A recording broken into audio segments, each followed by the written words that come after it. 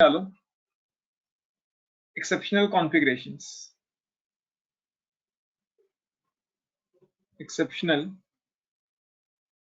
Configuration देखो, अभी तक हमने जितना काम किया उसके अकॉर्डिंग अगर हम पहले क्रोमियम की बात करते हैं, क्रोमियम का एटॉमिक नंबर होता है 24, तो इसकी कॉन्फ़िगरेशन क्या बनेगी?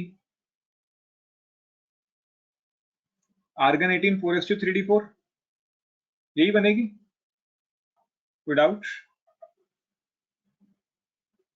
Yes sir. ये एक्सपेक्टेड है, लेकिन एक्सपेरिमेंटली एक्सपेक्टेड क्या है बेसिकली? देखो, आर्गन 18 4s2 मतलब 2 इलेक्ट्रॉन यहाँ पे,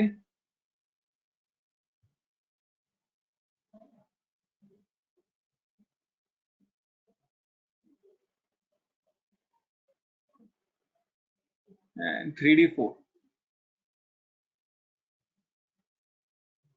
मतलब कुछ इस तरीके की कॉन्फ़िगरेशन हमें एक्सपेक्टेड है, ठीक है। लेकिन असली में होता क्या है? असली में अगर हम बात करें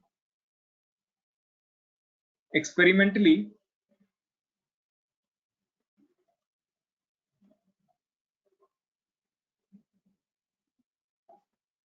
जो क्रोमियम की कॉन्फ़िगरेशन है हमारे पास असली वाली, वो है आर्गन 18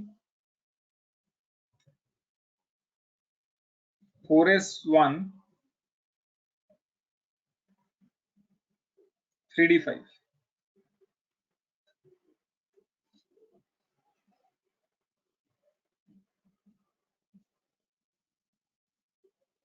कोई एक रीजन बताएगा कोई कि 4s2 3d6 3d4 ना होके वो जाता है 4s1 3d5 में? ऐसा क्यों? ताकि वो अपना लास्ट वाला सब शेल भी कंप्लीट कर सके, तो उससे होगा क्या? स्टेबल हो सके ज्यादा। क्यों इसमें ऐसा क्या है कि ये स्टेबल है? हाफ फिल्ड है वो, सब शेल ज्यादा स्टेबल होती है। ये देखो, ये हाफ फील्ड इलेक्ट्रॉनिक कॉन्फ़िगरेशन बन गई, जबकि ये वाली तो देखो, ये तो अदर्स में आ रही है, ये हाफ फील्ड तो नहीं है। याद है हाफ फील्ड क्या होती थी? ठीक है, तो सबसे पहला रीजन है कि ये हाफ फील्ड इलेक्ट्रॉनिक कॉन्फ़िगरेशन बन चुकी है। हाफ फील्ड इलेक्ट्रॉनिक कॉन्फ़िगरेशन ये ज्यादा स्टेबल होती है,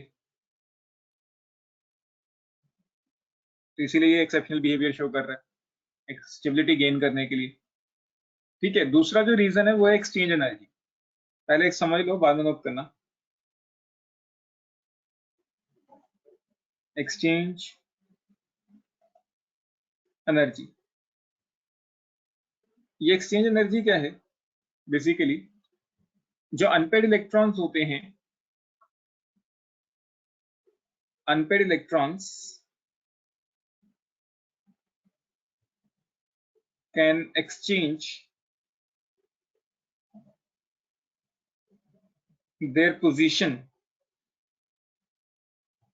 Unpaired electrons can exchange their positions with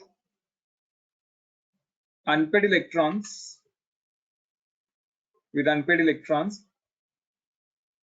present in front of them. Present in front of them. होता क्या है कि जितने भी अनपेड इलेक्ट्रॉन्स होते हैं वो अपनी पोजीशन एक्सचेंज कर सकते हैं। किन से एक्सचेंज करेंगे? अनपेड इलेक्ट्रॉन से ही करेंगे जो उनके आगे प्रेजेंट होंगे, present in front of them. ठीक है, and more is the possibilities of exchanging position, more is the possibility of exchanging position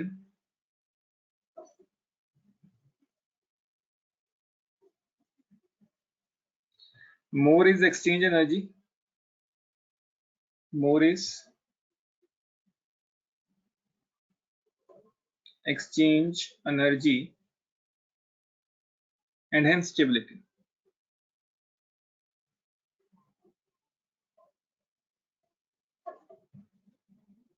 ठीक है, कि हो क्या रहा है कि जो आगे अनपेड इलेक्ट्रॉन है वो किसी और अनपेड इलेक्ट्रॉन से अपनी पोजीशन चेंज कर सकते हैं। ठीक है, एंड वो अनपेड इलेक्ट्रॉन ही होना चाहिए जिससे पोजीशन एक्सचेंज होगी और उसके आगे पड़ा होना चाहिए। जितनी ज्यादा पॉसिबिलिटीज होंगी उतनी ज्यादा एक्सचेंज एनर्जी, उतनी ज्यादा स्टेबिलिटी। ध्यान से समझना इस टॉपिक को। मैं दोबारा से कॉन्फ़िगरेशन लिखता हूँ।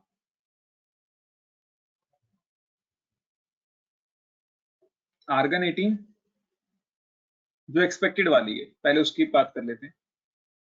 4s2 3d5। हाँ सर आप एक बार थोड़ा सा ऊपर से दोबारा से बता दोगे? एक्चुअली मैंने अभी ज्वाइन किया है। अभी कोई दिक्कत नहीं है। देखो एक्सेप्शनल कॉन्फ़िगरेशन करा रहा हूँ क्रोमियम की। एक्सपेक्टेड कॉन्फ़िगरेशन क्या है? आर्गन 18 4s2 3d4, जो हमने कल की क्लास तक टॉपिक्स किए उसमें यही लिखा। ऐसी कॉन्फ़िगरेशन आनी चाहिए थी। अगर तुम लोगों ने 30 तक कॉन्फ़िगरेशन लिखी होगी तो यही तुम्हारा आंसर बना होगा क्रोमियम की कॉन्फ़िगरेशन का। ठीक है, लेकिन एक्सपेक्टेड है। असली में इसकी कॉन्फ़िगरेशन होती है आर्गन 18 4s1 3d5। सबसे पहला रीजन तो इसका यहीं पे दिख जाता है कि ये half field electronic configuration acquire कर रहा है जो ज्यादा स्टेबल होती है। ठीक है, जबकि नॉर्मल में ये हाफ फील्ड नहीं है। ठीक है, अगर नॉर्मली देखें तो it is not a half field configuration. तो हो सकता है ये स्टेबिलिटी एक्वायर करने के लिए सब कुछ कर रहा हो। कर तो ये स्टेबिलिटी एक्वायर करने के लिए ही रहा है, वो तो सबको ही पता है। ठीक है, लेकिन क्या क्या रीजंस हैं वो देख रहे हैं।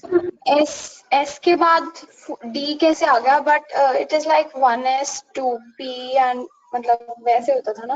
ऑर्डर याद हुआ ये? नहीं मतलब ऐसे थोड़ा बहुत तो है 1s 2s 2p 1s 3s 2s 2p 3p। 3s 3p 4s 3d 4p 5s। हाँ जी, तो आपने सीधा एस के बाद D4 लिया ना, तो I did not get that. 1s order क्या था ध्यान से देखो। 1s 1s 2s 2p 2p 3s 3s 3p 2b 4s 3d 4b। 4p। 4s का 3d तो आता है देखो। नहीं, यहाँ पे आर्गन होता है। फिर आपने मतलब स्टार्टिंग से नहीं किया, आपने बस उससे पहले मैंने आर्गन लिख दिया ना, आर्गन लिख दिया। मैंने कहा, मैंने, अरे नेटवर्क नहीं चल रहा प्रतिष्ठा। उससे पहले मैंने आर्गन लिख दिया ना। 3p6 सब तो आर्गन ही होता है। नहीं,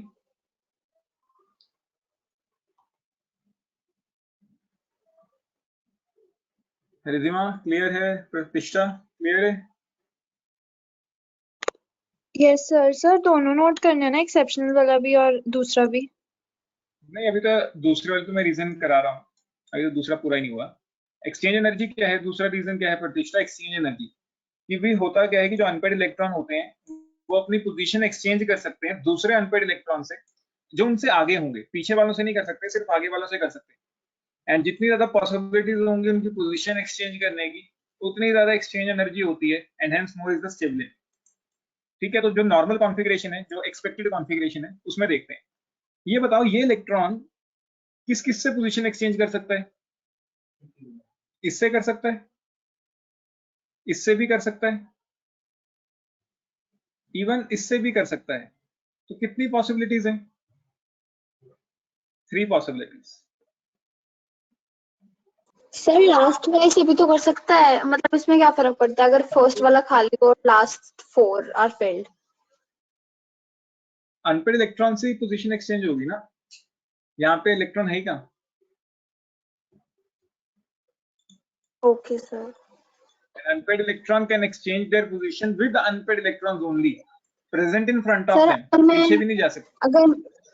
अगर मैं सच बताऊं, मुझे ना वो आर्गन वाली कॉन्फ़िगरेशन समझ में नहीं आई।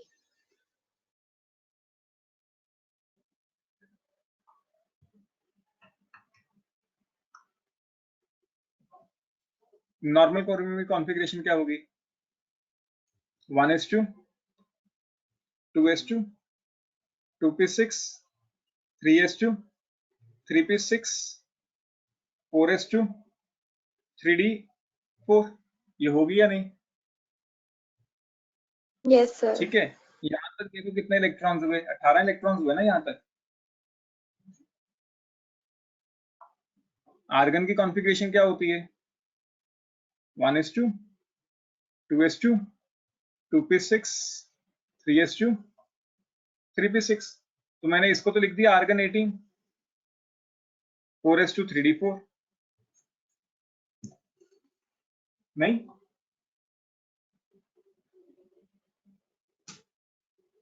सर आर्गन का एटॉमिक नंबर क्या होता है? 18।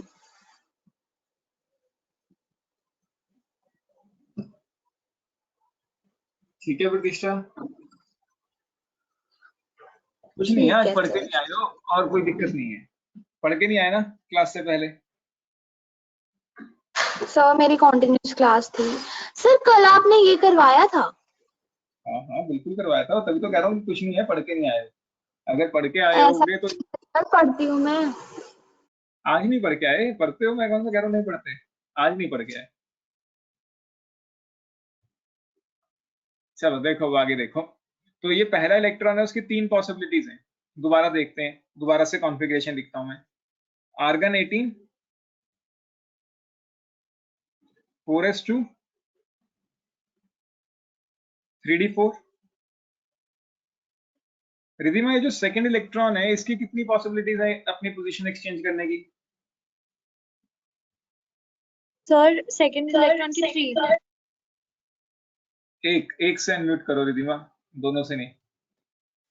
सर जो सेकंड वाला है वो उसकी 3 पॉसिबिलिटीज है, एक फर्स्ट से और एक उसके नेक्स्ट 2 से। बस से नहीं कर सकता वो बच्चे, आगे वाले से कर सकता है सिर्फ, पीछे वाले से नहीं कर सकता। सर फिर 2।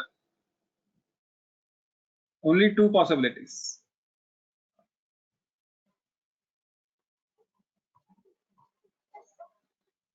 सिमिलरली अगर मैं थर्ड वाले की इलेक्ट्रॉन की बात करूं तो इसकी कितनी पॉसिबिलिटीज हैं? Only 1 possibility.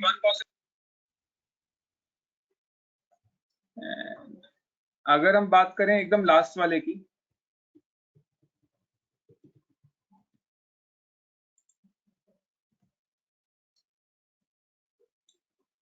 जो एकदम लास्ट वाला है, क्या ये पोजीशन एक्सचेंज कर सकता है? नहीं, इसके आगे तो कोई इलेक्ट्रॉन ही नहीं है, तो 0 पॉसिबिलिटी। तो टोटल नंबर ऑफ पॉसिबिलिटीज कितनी है? फर्स्ट वाले की 3, सेकंड वाले की 2, थर्ड वाले की 1, तो 2 + 3 + 1 6 पॉसिबिलिटीज। तो टोटल कितनी पॉसिबिलिटीज हो गई?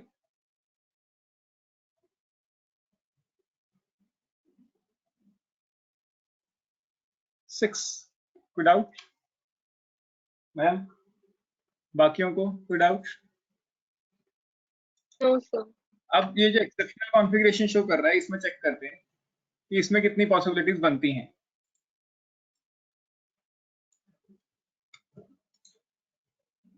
सबसे पहले तो यही है अनपेड, या सिर्फ डी वाला ही चेक कर लेते हैं, डी वाले से ही हमारे आंसर आ जाएगा।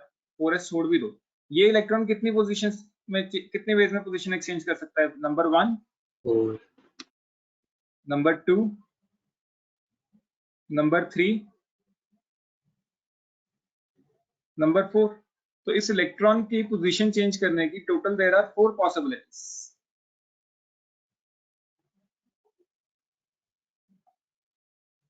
क्लियर सबको? 4 पॉसिबिलिटीज सबको क्लियर है? yes sir, ठीक है। Yes sir. अगर हम इसके आगे वाले इलेक्ट्रॉन की बात करें, ये अपनी पोजीशन कितनी पॉसिबिलिटीज में चेंज कर सकता है? 3। So there are 3 possibilities for exchanging position for this second electron.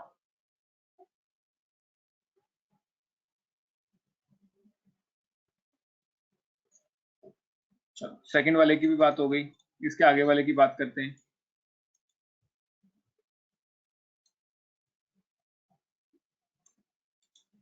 Third electron की बात करते हैं। ये जो थर्ड इलेक्ट्रॉन है, ये अपनी कितनी पोजीशन एक्सचेंज कर सकता है? 2, 2 वेज में।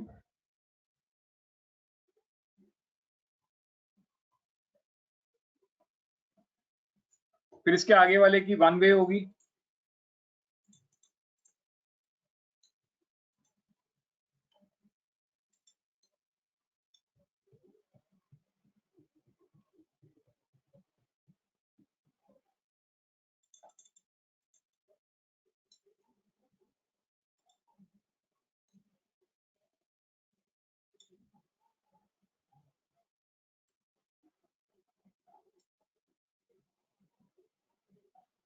तो फिफ्थ वाला किसे शेयर करेगा मुझे? वो करेगा ही नहीं, फिर अगर उसको भी शेयर करनी हो तो नहीं कर पाएगा।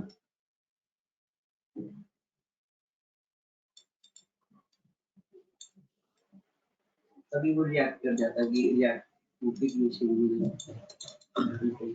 बिल्कुल। देखो आगे देखो, ये सेकंड वाला जो सेकंड लास्ट वाला है, ये कितने वेज में शेयर कर सकता है? Only one way.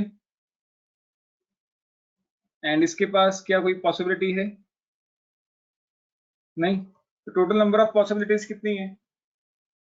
फर्स्ट वाले के लिए 4 थी, फिर 3 हुई, फिर 2, फिर 1।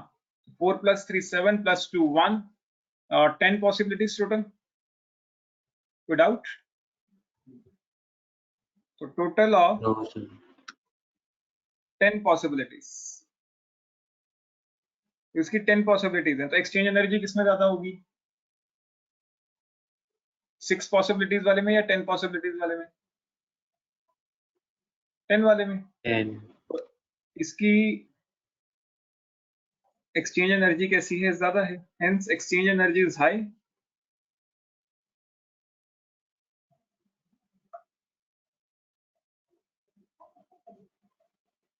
एंड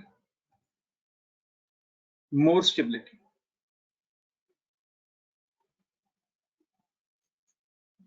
क्लियर हो गया? किसी को कोई डाउट? सबको एक्सेप्शनल कॉन्फ़िगरेशन क्लियर है? कोई बच्चा जिसको डाउट हो? नहीं? Diksha, Aryan, Avishka? No sir. No, sir. करो नोट करो इसे, फिर आगे कर बोलो। पहले ये वाला लिखो, नॉर्मल कॉन्फ़िगरेशन।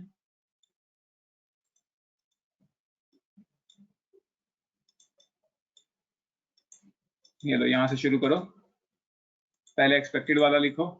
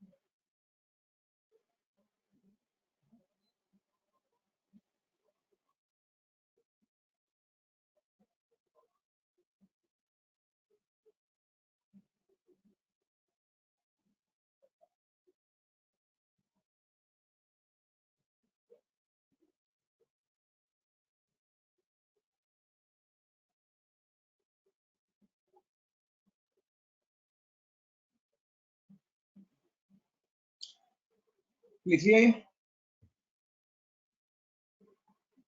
Sir 2 minute.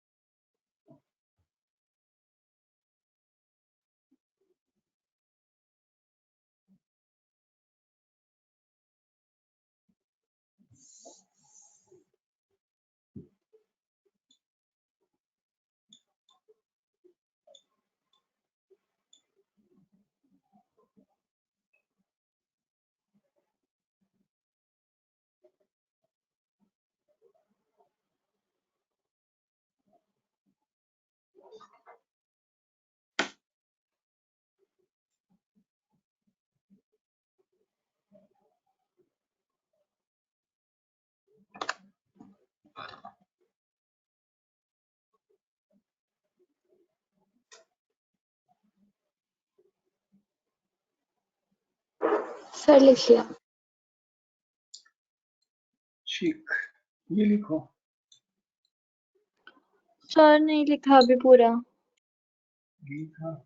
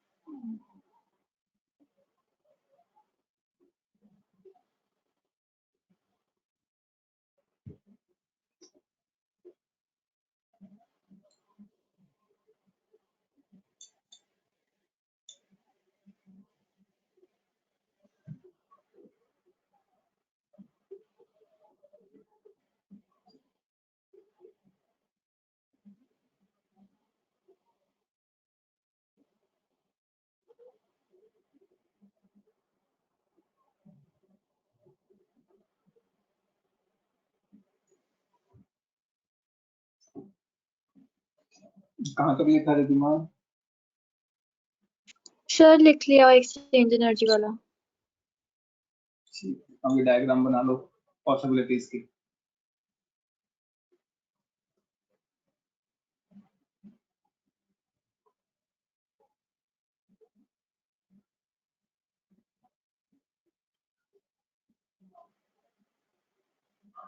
अब से ना तुम्हारी हर संडे एक्स्ट्रा क्लास लिया करेंगे,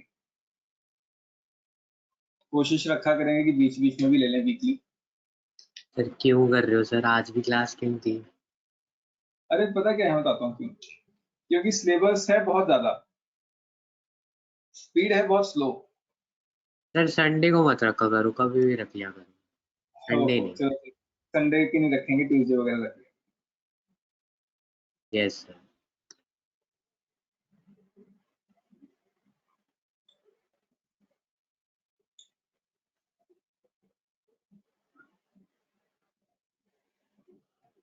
मुझे लगा कि मैंने +2 की रखी है तो तुम्हारी भी रख लेता हूँ, ठीक हो जाएगा। हाँ लेकिन जितनी भी एक्स्ट्रा क्लासेस मैं लूंगा वो सारी ऑनलाइन हुआ करेंगी, चाहे इंस्टीट्यूट ओपन क्यों ना हो जाए, क्योंकि इंस्टीट्यूट ओपनिंग की न्यूज है अगले महीने तक, जून में, जून एंडिंग। डेट एंडिंग में? Last week.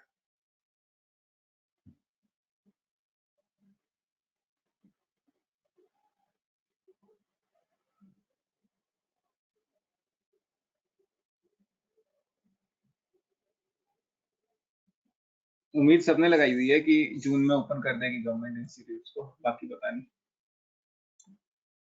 लिख लिया?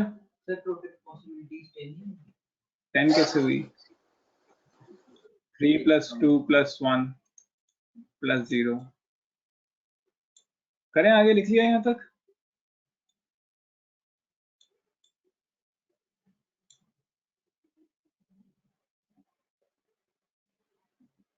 आर्यन, अविष्का, दीक्षा लिख लिया? रिधिमा? Yes Yes, sir. आज बच्चे बहुत कम है क्लास के अंदर। सर संडे है ना आज। मुझे तो लगा, मैं तुम्हें इन्फॉर्म किया हुआ है कि संडे को क्लास होगी, तो मैंने सोचा चलो एक मैसेज डाल देता हूँ बस। अभी असली वाली कॉन्फ़िगरेशन लिखो।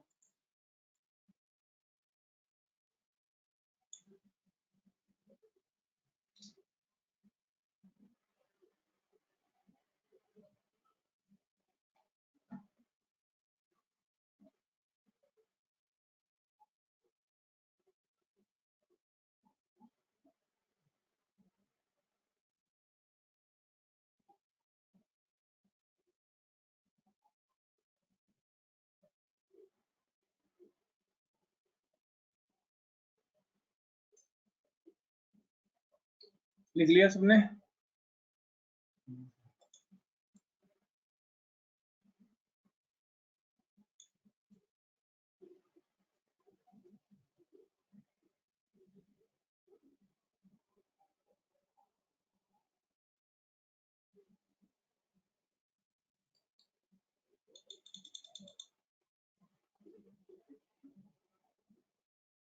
तुम्हारे सिलेबस में 2 एक्सेप्शनल कॉन्फ़िगरेशंस हैं इस चैप्टर में।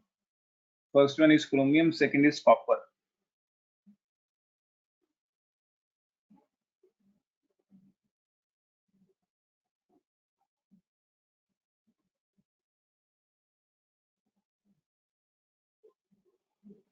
Done sir. डन?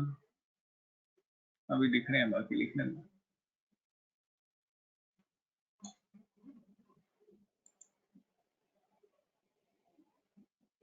लिखो लिखो। आज बड़ी स्पीड स्लो स्लो लग रही है, पहले भी क्लास लगा गए हो क्या कोई? सर लिख लिया पूरा। हाँ टेस्ट था किस चीज का? फिजिक्स क्लास भी तो आई थी ना, आईडी आई थी। नहीं सर, कोई क्लास नहीं किया। आईडी तो भेजी थी सर ने ग्रुप में, फिर +2 वाला ग्रुप होगा शायद, हमारा ग्रुप नहीं होगा। +2 वाले तो बेचारे फंस जाते हैं, संडे को तीनों क्लासेस होती हैं, फिजिक्स की, केमिस्ट्री की, मैथ की।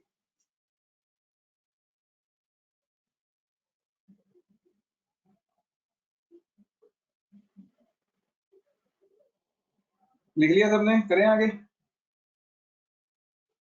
सर बस लास्ट वाला रह गया, 1 मिनट। लिखो लिखो, स्पीड बढ़ाओ।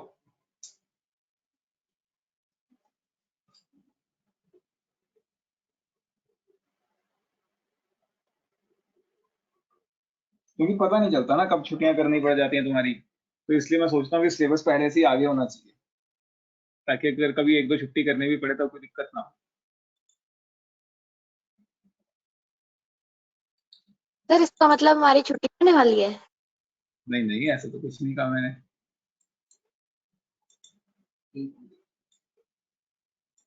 सर लिख लिया। लिख लिया? चलो आगे करते हैं। मैं छुट्टियां कम ही देता हूँ, लेकिन जब देता हूँ तो इकट्ठी देता हूँ।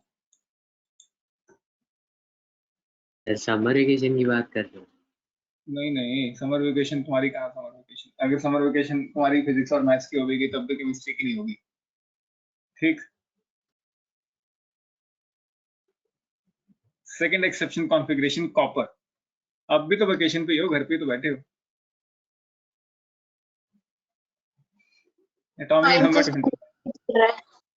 हाँ क्लासेस तो होती हैं सर। नहीं, मतलब अभी स्कूल की क्लासेस बंद हो जाएंगी थोड़ी देर में, समर वेकेशन होगी स्कूल में।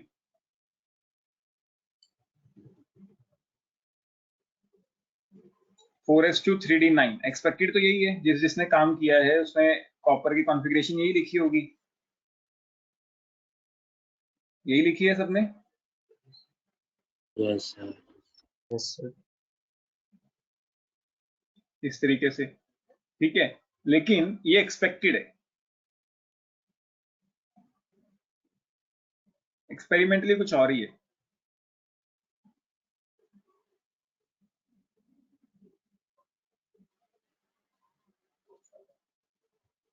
एक्सपेरिमेंटली इसकी जो कॉन्फ़िगरेशन है वो आती है आर्गन 18 4s1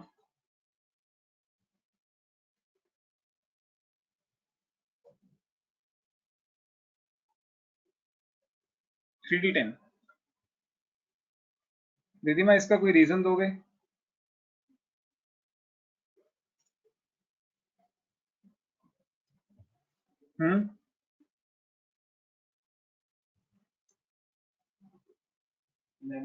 बताओ।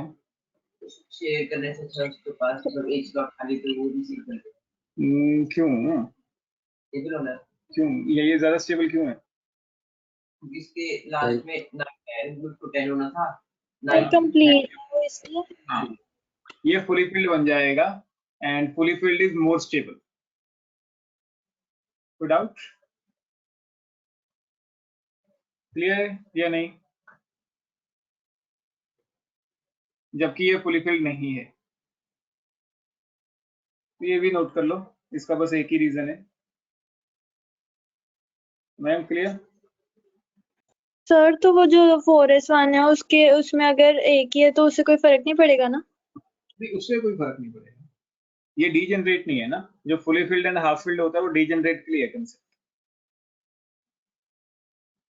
ठीक है।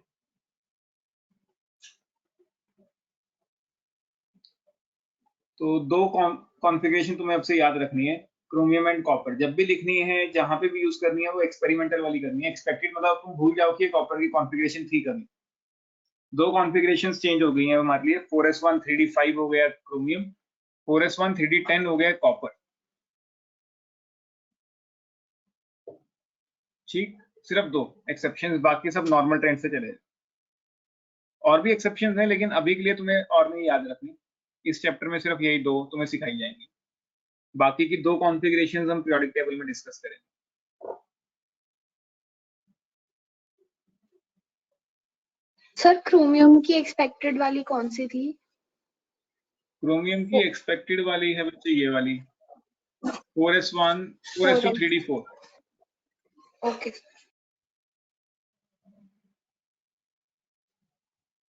लिख लिया? Yes sir. शिवराम तुम साथ साथ लिख लेते हो, ऐसे काम नहीं चलेगा। सर वो साथ साथ लिखते लिखते फिर समझ आ जाता है क्या बोल रहे हो। चलो, ठीक है। लिखो लिखो लिखो, सर लिख लिया। लिख लिया, आगे करते हैं। मैग्नेटिक करेक्टर, मैग्नेटिज्म, हेडिंग डाल लो मैग्नेटिज्म। देखो हमारे पास दो तरह के सब्सटेंसेस होते हैं, एक होते हैं पैरामैग्नेटिक सब्सटेंसेस, जैसे पैरामिलिट्री फोर्सेस होती हैं, ऐसे ही एक paramagnetic substances.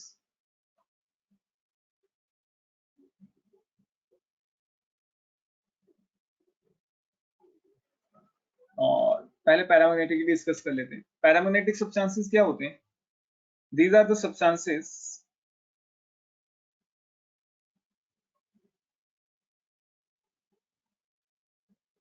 which are weakly attracted by the external magnetic field, which are weakly attracted by external magnetic field, जो एक्सटर्नल मैग्नेटिक फील्ड से अट्रैक्शन फील करें।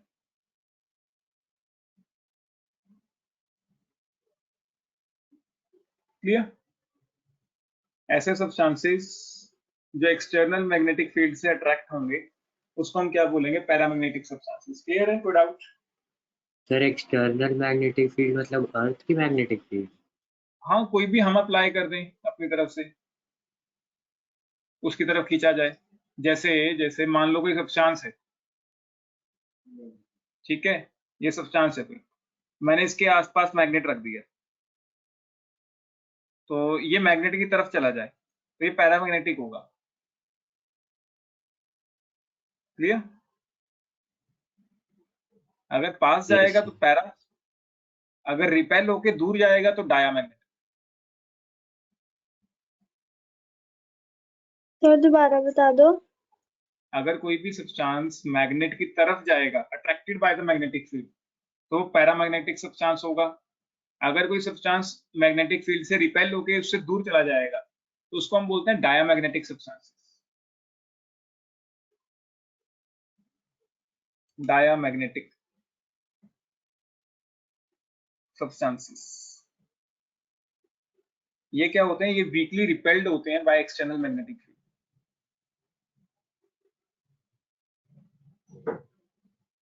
Clear Ritima? Yes sir. By external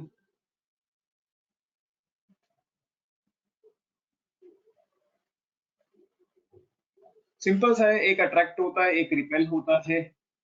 लेकिन हमें कैसे पता चलेगा कि कौन सा पैरा कौन सा डाया? मेन तो ये है ना, हम कौन सा वहां मैग्नेट रख के देखने वाले हैं, ना ही हमारे पास कोई सब्सटेंस होने वाला है वहां पे। वहां पे तो लिखा होगा कि मैंगनीज बता दो जी पैरामैग्नेटिक है या डायमैग्नेटिक है, तो कैसे बताओगे? कोई आइडिया किसी को? सर जो स्टेबल है वो मूव नहीं करेंगे, जो कम स्टेबल है तुम्हें कैसे पता होगा कि वो स्टेबल है या नहीं?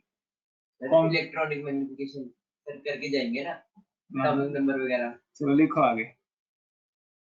If a substance has unpaired electrons, if a substance has unpaired electrons,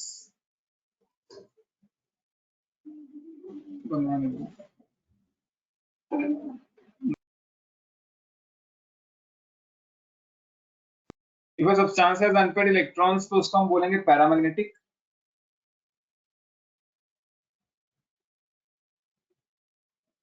ठीक है, अगर अनपेड इलेक्ट्रॉन्स होंगे तब हम उसको क्या बोला करेंगे? पैरामैग्नेटिक।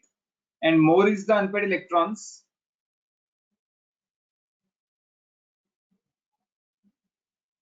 मोर paramagnetic.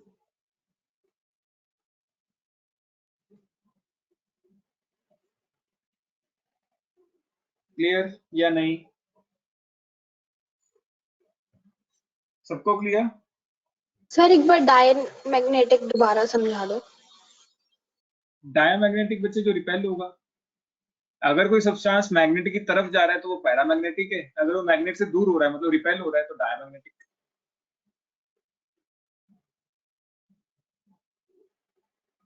Clear Pratiksha? Yes sir. ठीक है, अब हमें कैसे पता चलेगा कि कोई पैरामैग्नेटिक है डायमैग्नेटिक? वो पैरामैग्नेटिक का भी हमने केस लिखा कि अनपेड इलेक्ट्रॉन चेक कर लो, अगर अनपेड इलेक्ट्रॉन है तब तो वो 100% पैरामैग्नेटिक है, और जितने ज्यादा अनपेड इलेक्ट्रॉन है उतना ज्यादा पैरामैग्नेटिक है। एंड हमारे पास एक मैग्नेटिक मूवमेंट का फॉर्मूला भी है, मैग्नेटिक मोमेंट, मूवमेंट नहीं है, इट इज मोमेंट। इसको हम न्यू से डिनोट करते हैं, न्यू, फिजिक्स में न्यू लिखते हो ना, स्नेल्स लॉ, न्यू। एंड इसका फॉर्मूला क्या है, under root of n+2, where n is the number of unpaired electrons। n क्या है यहाँ पे, number of unpaired electrons, nu is n+2 Bohr magneton, bm units हैं ये इसके, बोहर मैग्नेटॉन।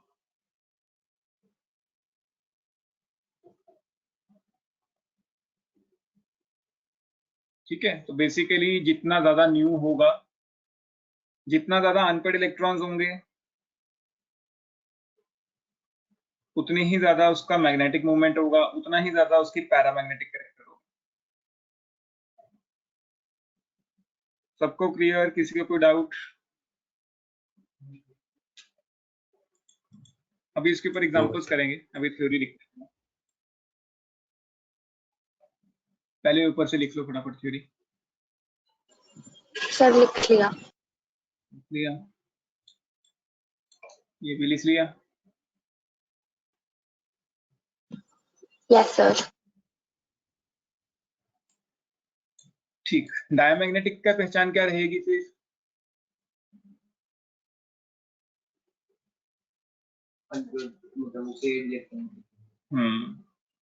डायमैग्नेटिक क्या होंगे? No unpaired electrons, no unpaired electrons, that is all electrons will be paired। इसके साथ अनपेड इलेक्ट्रॉन्स नहीं होंगे, सारे के सारे इलेक्ट्रॉन्स कैसे होंगे? पेयर्ड होंगे। कोई डाउट? क्लियर?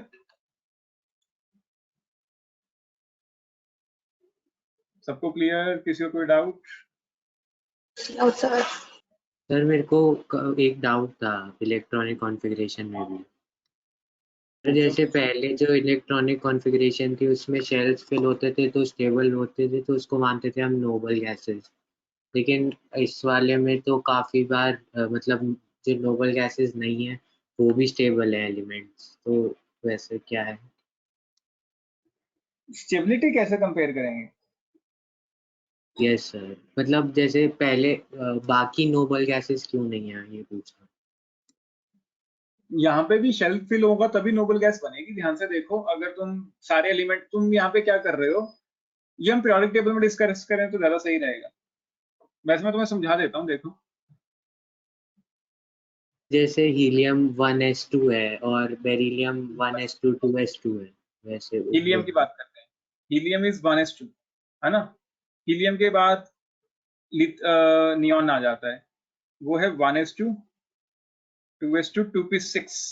इसके बाद आर्गन आ जाता है, आर्गन है 1s2 2s2 2p6 3s2 3p6।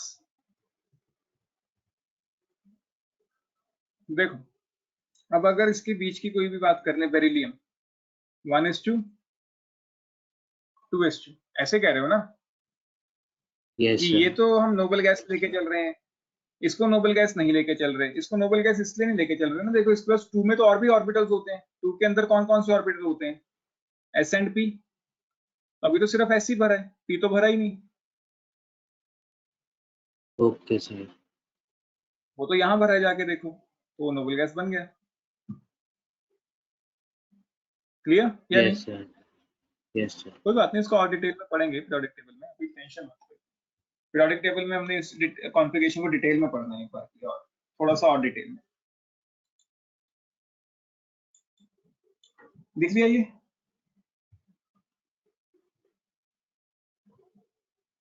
Yes sir. चलो कुछ क्वेश्चंस करते हैं। Which among the following is more paramagnetic? या classify the following as paramagnetic or diamagnetic?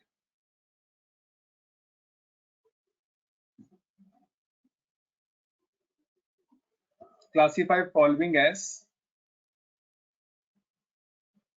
paramagnetic and diamagnetic, also find magnetic moment. ठीक है, also find that magnetic moments. First है तुम्हारे पास nitrogen, nitrogen छोड़ो, स्कैंडियम ले लेते हैं।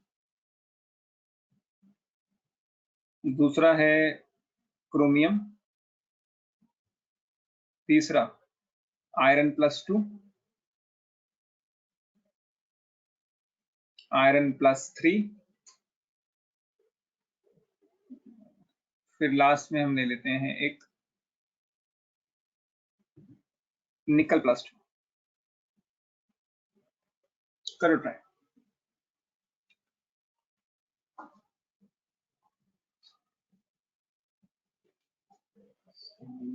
एटॉमिक नंबर्स चाहिए होंगे, atomic number 21, chromium 24, iron scandium, titanium, vanadium, chromium, manganese, iron 26, iron, cobalt, निकल, कॉपर। ठीक है, एटॉमिक नंबर्स तुम्हें दे दिए मैंने। कॉन्फ़िगरेशंस भी लिख दें। किस किस को एटॉमिक नंबर याद हो गए सीक्वेंस में? सर आ रहे बाकी कब याद करेंगे? टेस्ट में जो मैं तुम्हें याद करने के लिए चीजें बता रहा हूँ, जब टेस्ट होगा उसमें उसके नंबर्स नहीं दिए होंगे, याद रखना। एंड टेस्ट तुम्हारा कल है, क्लास से पहले, आधे घंटे वाला। जितना भी क्वांटम मॉडल अभी तक किया वो पूरा। रिधिमा, तुम्हारे पिछले टेस्ट में नंबर नहीं आए हुए, क्या हो गए?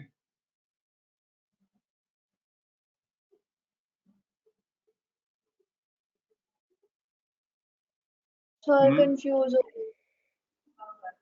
समझ आ गया अभी? अभी भी नहीं आया?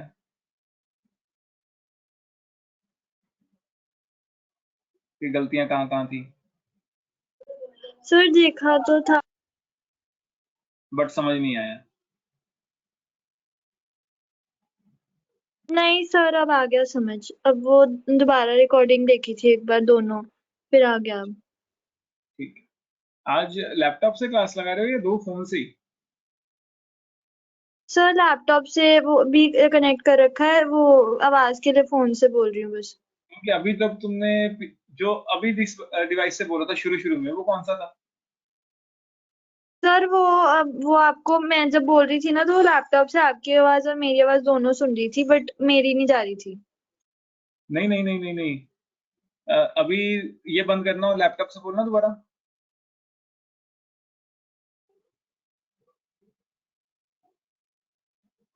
बोलो। सर नहीं जा रही आवाज उससे। नहीं जा रही, नहीं जा रही। ठीक है, मुझे लगा कि शायद कि लैपटॉप की चलने लगी। अरे लैपटॉप वाली बड़ी दिक्कत है, काफियों की दिक्कत है। चलो इसमें स्कैंडियम की बात करते हैं सबसे पहले। आर्गन 18 4s2 3d1, तो अनपेड इलेक्ट्रॉन कितने होंगे इसमें? 1 1।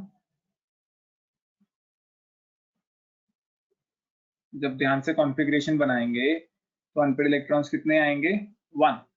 ठीक है, तो पैरामैग्नेटिक तो है, एंड मैग्नेटिक मूवमेंट कितना होगा? n+2,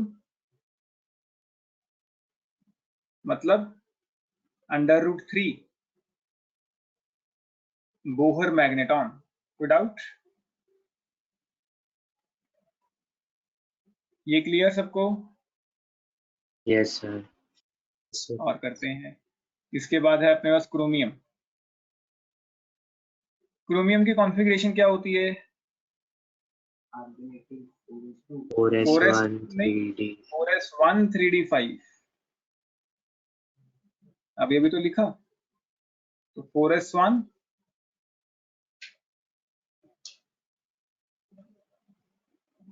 3d5। कितने अनपेड इलेक्ट्रॉन्स हो गए? 5 6 1 2 3 4 5 6 यस बच्चे डी वाला गिनते नहीं है, एस वाला ये गिनना है, ये भी तो अनपेड है। तो under root of 6 6 plus 2 6 8 48 under root 48 Bohr magneton. ठीक समझ आ रहा है या नहीं? आगे यस के खुद सर ट्राई करोगे? करो ट्राई करो, नहीं तो मैं तो कराऊंगा ही। करो करो ट्राई, जितना खुद हाथ पैर मारोगे ना इस चैप्टर में अब आगे, उतना जल्दी तुम पकड़ बनाओगे अपनी,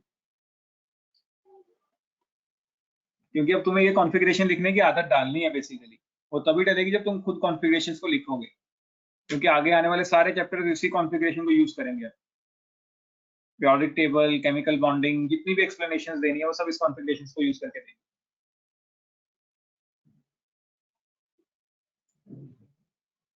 सर आयरन में होंगे I think unpaired electrons 4। 4 iron में तो 6 होते हैं बच्चे, आयरन +2 में 4 होंगे। हाँ तो प्लस सर 2 में। आयरन +2 में भी 6 ही होंगे। नहीं नहीं, आयरन 3D। कल आपने हाँ कराया था कि S2 फिर मुझसे पहले निकलते हैं इलेक्ट्रॉन। हाँ हाँ, देखो देखो, मैं भी तो यही कह रहा हूँ, मैंने कौन सा उसको कहा कि मैंने कल गलत कराया था। ये आयरन की कॉन्फ़िगरेशन है या नहीं? ठीक है, अब आयरन +2 की कॉन्फ़िगरेशन में क्या होगा? ये 2 इलेक्ट्रॉन बाहर, तो बताओ अनपेड इलेक्ट्रॉन कितने रह गए? अरे लैपटॉप हैंग हो गया। यस सर कितने अनपेड इलेक्ट्रॉन, कितने अनपेड इलेक्ट्रॉन रह गए? 4 ही तो रहे ना, देखो ये तो पेयर है। 1 2 3 4। शिवरांग क्लियर? यस सर 4s में इलेक्ट्रॉन ही कम। लास्ट वाले में एक भी अनपेयर्ड नहीं रहेगा। दोबारा से बताते हैं, देखो आयरन की कॉन्फ़िगरेशन क्या होगी? ये आयरन की कॉन्फ़िगरेशन होती है 4s2 3d6।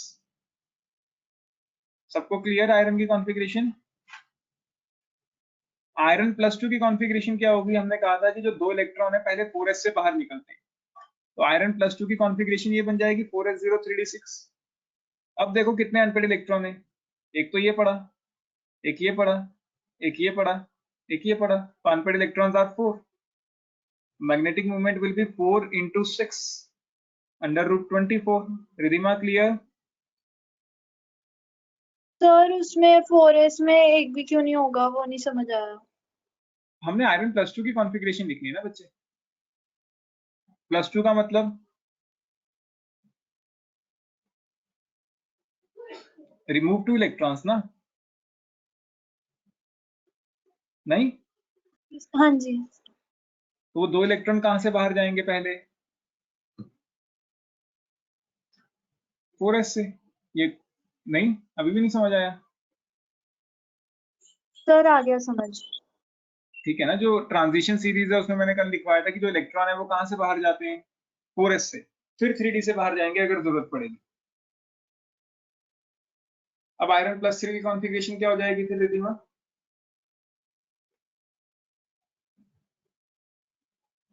सर 4s और 3d5। 3d5 और वो sir 6 3d6 3d5, electrons remove नहीं होंगे। बिल्कुल 3d5। तो अनपेड इलेक्ट्रॉन्स कितने हो गए अब? हाँ 5। तो एन वैल्यू 5 आ गई, एन वैल्यू 5 आ गई तो मैग्नेटिक मोमेंट कितना आ जाएगा? 5 into 7 under root 35 Bohr magneton. समझ आ रहा है ना सबको? किसी को कोई डाउट? नो सर निकल की बात करते हैं, निकल +2। निकल की कॉन्फ़िगरेशन क्या होती है? Argon 18 4s2 3d8। और निकल +2 की कॉन्फ़िगरेशन क्या हो जाएगी? 2 इलेक्ट्रॉन बाहर निकल जाएंगे 4s से।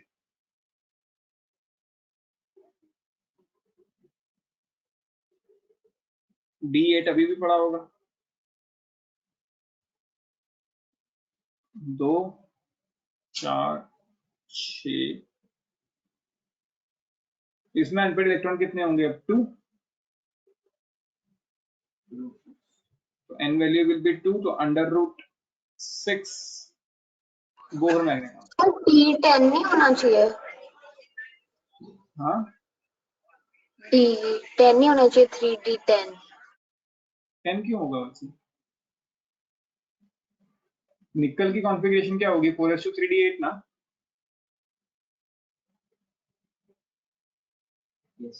निकल की 4s3d8 होगी, +2 में 2 इलेक्ट्रॉन बाहर निकाल दिए मैंने। क्लियर या नहीं?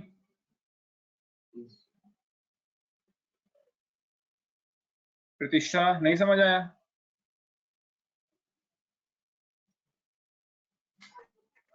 सर आ गया, ठीक है। तो सबसे ज्यादा मैग्नेटिक कैरेक्टर किसका है? सबसे ज्यादा मैग्नेटिक कैरेक्टर आएगा क्रोमियम का, √48।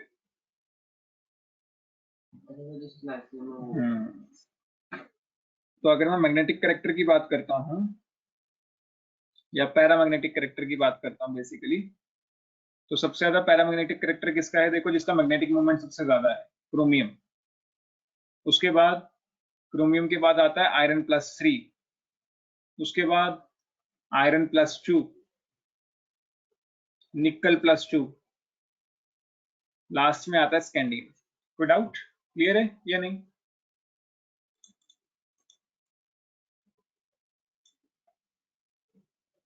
कितना आसान सा क्वेश्चन था। रिधिमा क्लियर हो गया? Shubhram, Lakshita, Yes, sir.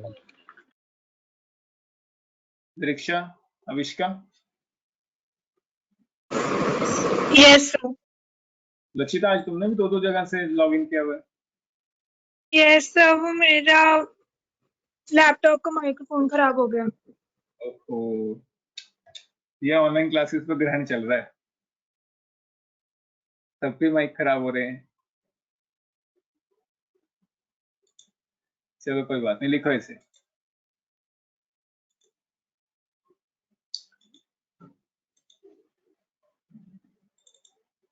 लाओ अब देखें तुम्हें आगे क्या कराना है। मैं तो ऐसे ही आ गया था, देख लेंगे क्या कराना है।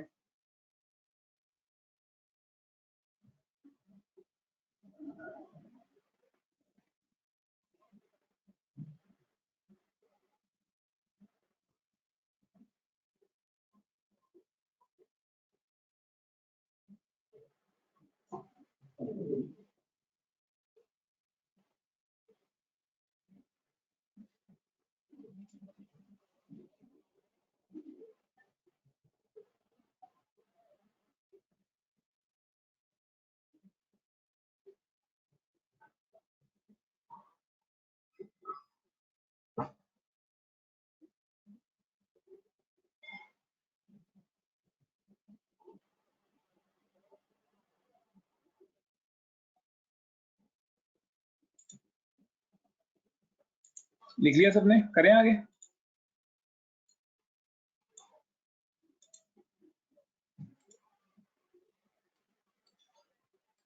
बैठ के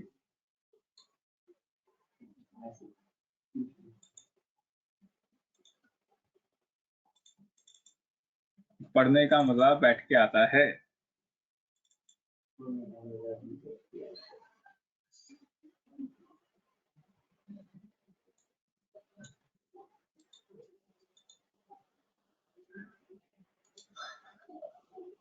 करें आगे? लिख लिया सबने?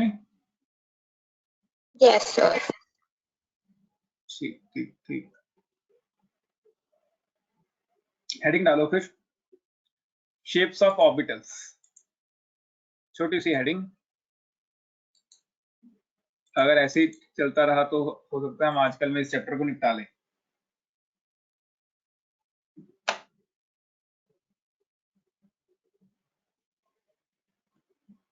Shapes of orbitals.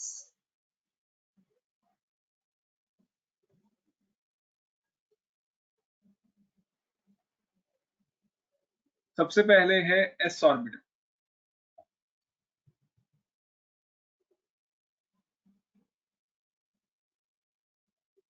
S orbital की शेप कैसी होती है? It is spherically symmetrical. Spherically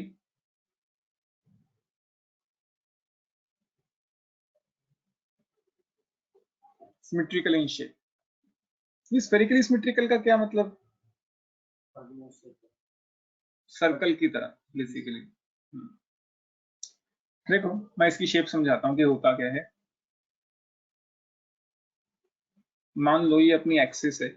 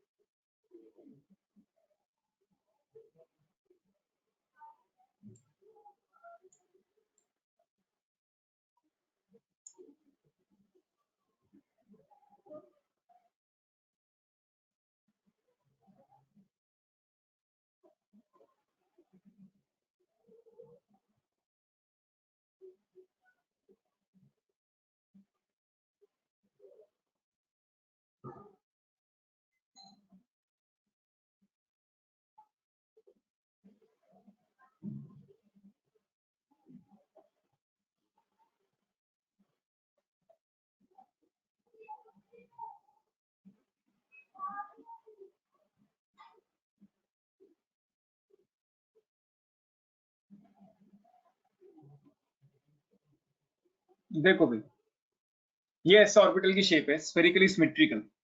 ये जो मैंने बीच में डॉटेड से एरिया बनाया है, ये क्या है? Electron density. बेसिकली ये क्या है? Electron density. मतलब area where probability of finding the electron is maximum.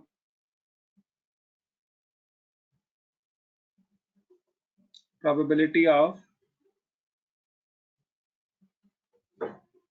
finding electron is maximum. Clear है ये? नहीं कोई डाउट किसी को? आया समझ या नहीं? आगे सर।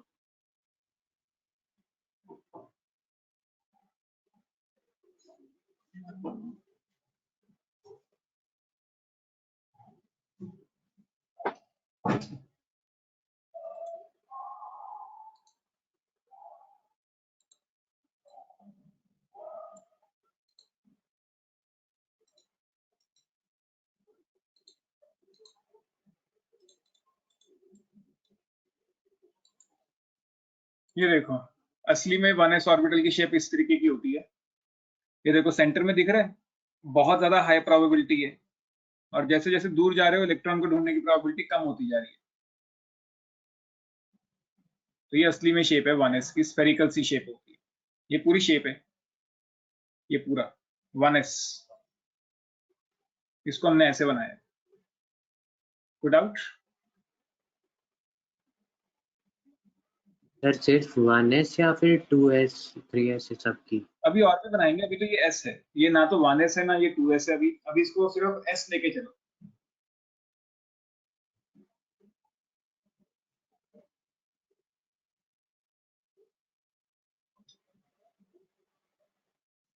इस बात को डी की तो आउटर लेयर जो तुम लागू देनी की थी वो डी अलग है, स्फेरिकल नहीं होता।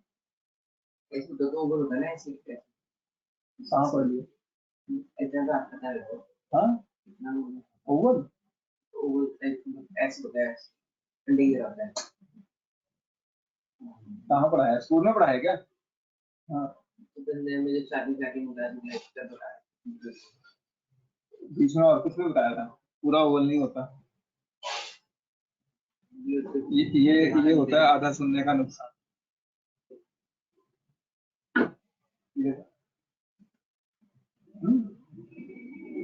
बना लिया सबने? Yes, sir. ठीक ठीक ठीक। किसी को नोट्स के बारे में कोई आइडिया? नोट्स क्या होते हैं?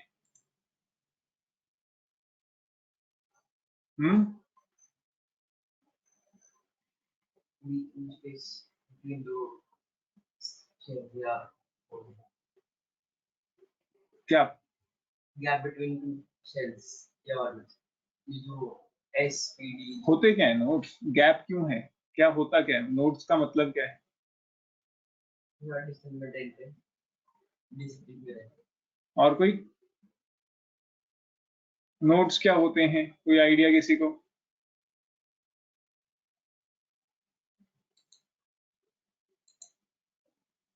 हेडिंग डालो nodes.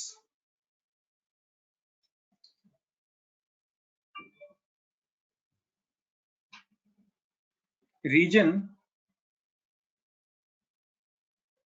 where probability of finding the electron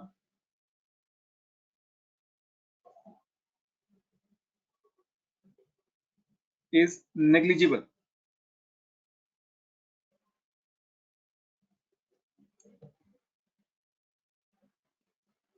Approximately 0.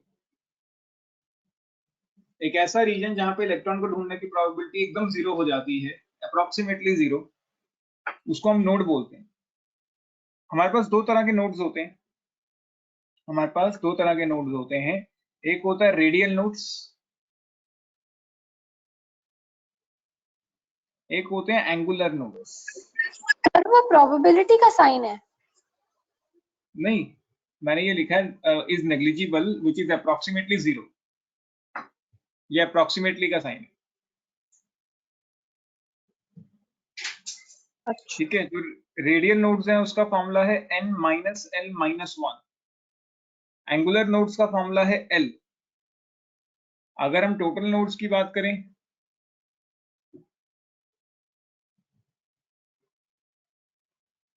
तो ये बनेगा n माइनस l। देखो टोटल नोड्स किसके बराबर होगा, radial nodes plus angular nodes.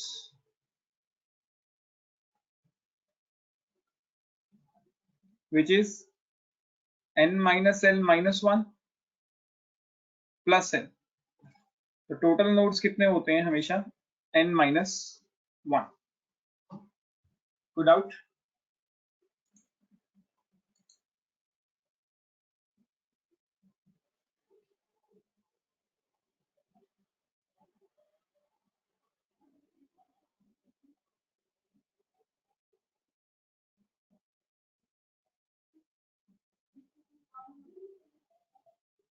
करो करो नोट करो फटाफट।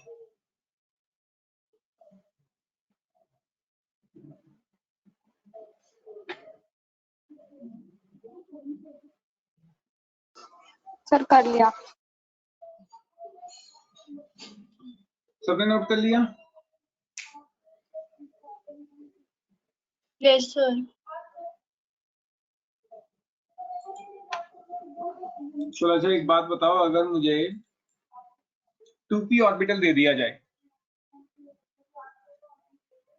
ठीक है 2p ऑर्बिटल दे दिया जाए, तो उसके अंदर रेडियल नोड्स कितने होंगे? रेडियल नोड्स कितने होते हैं, n माइनस l माइनस 1। तो n वैल्यू कितना है इसका, 2, l वैल्यू 1। तो 2 माइनस 1 माइनस 1 0। एंगुलर नोड्स कितने होंगे?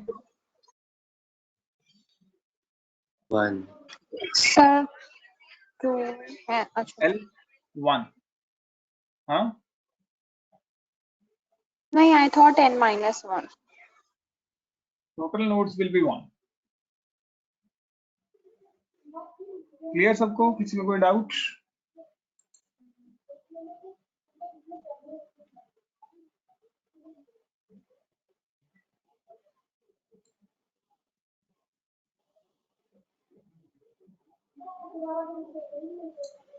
सबको क्लियर? Yes sir. इसी तरह से अगर हम 4s की बात करें तो रेडियल नोड्स कितने होंगे इसके अंदर, n minus l minus sir 1। 4 minus 0 minus 1। हाँ तो 3। एंगुलर नोड्स कितने हो जाएंगे, 0 0 0 and total nodes will be 4। 3 n minus 1। 3 plus 0 कर लो या n माइनस 1। क्लियर?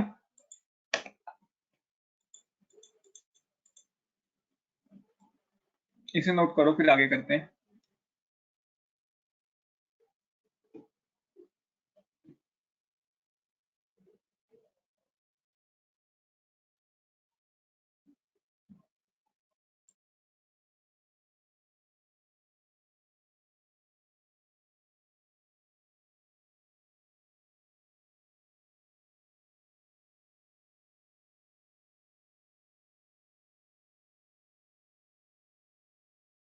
सब कर लिया। लिया, चलो आगे करते हैं। अब इस पे आ जाते हैं। अगर मैं 1s ऑर्बिटल की बात करना चाहता हूँ तो बताओ 1s के अंदर कितने नोड्स होते हैं? सर टोटल नोड्स हाँ, टोटल नोड्स 0। 0 0। तो देखो इस डायग्राम में कोई भी नोड नहीं है, तो ये डायग्राम किसका है? 1s ऑर्बिटल का। क्यों? क्योंकि हमने एक ही सर्कल बनाया है एंड उसमें probability of finding the electron दिखाया है। 0 तो कहीं पे भी नहीं है इलेक्ट्रॉन की प्रोबेबिलिटी। तो ये जो डायग्राम है ये किसका है? अपना 1s ऑर्बिटल। ये क्लियर है या नहीं? सर एक बार दोबारा बताना। देखो एक डायग्राम ये है, एक डायग्राम और बनाते हैं।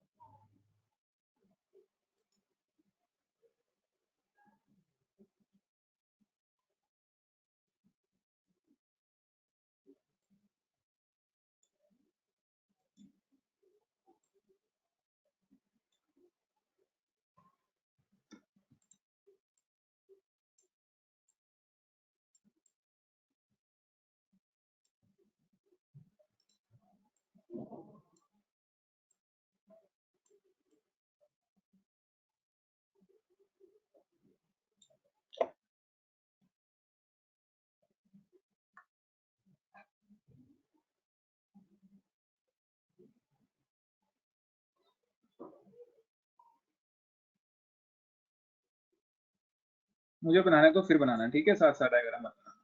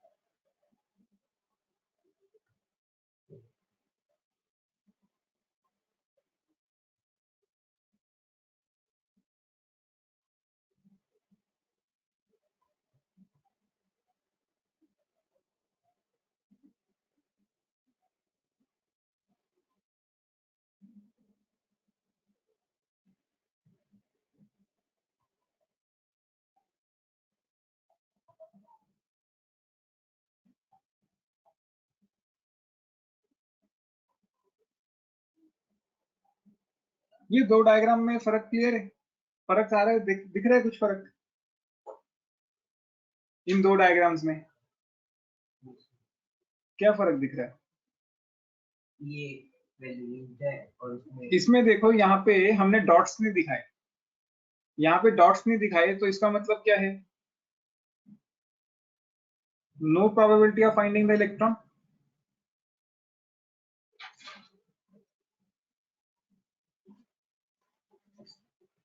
तो ये डायग्राम किसका होगा?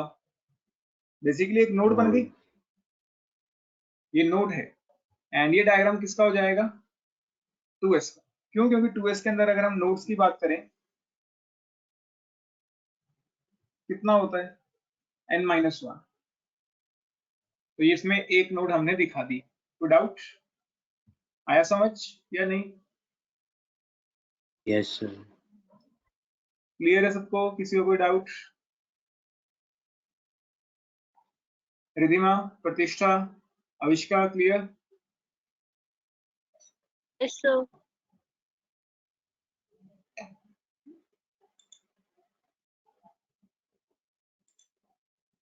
क्या हो गया? रिधिमा म्यूटेड हो गए क्या? देखें जरा।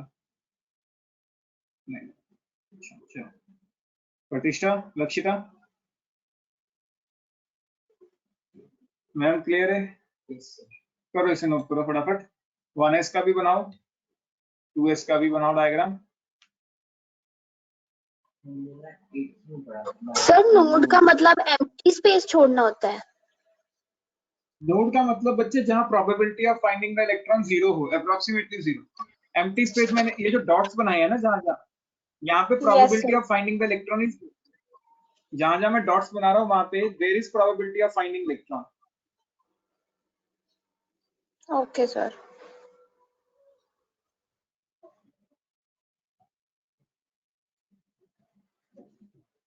ठीक है, तो अगर यहाँ पे प्रोबेबिलिटी है एंड इस रीजन में डॉट्स नहीं बनाए गए तो मतलब यहाँ प्रोबेबिलिटी नहीं है।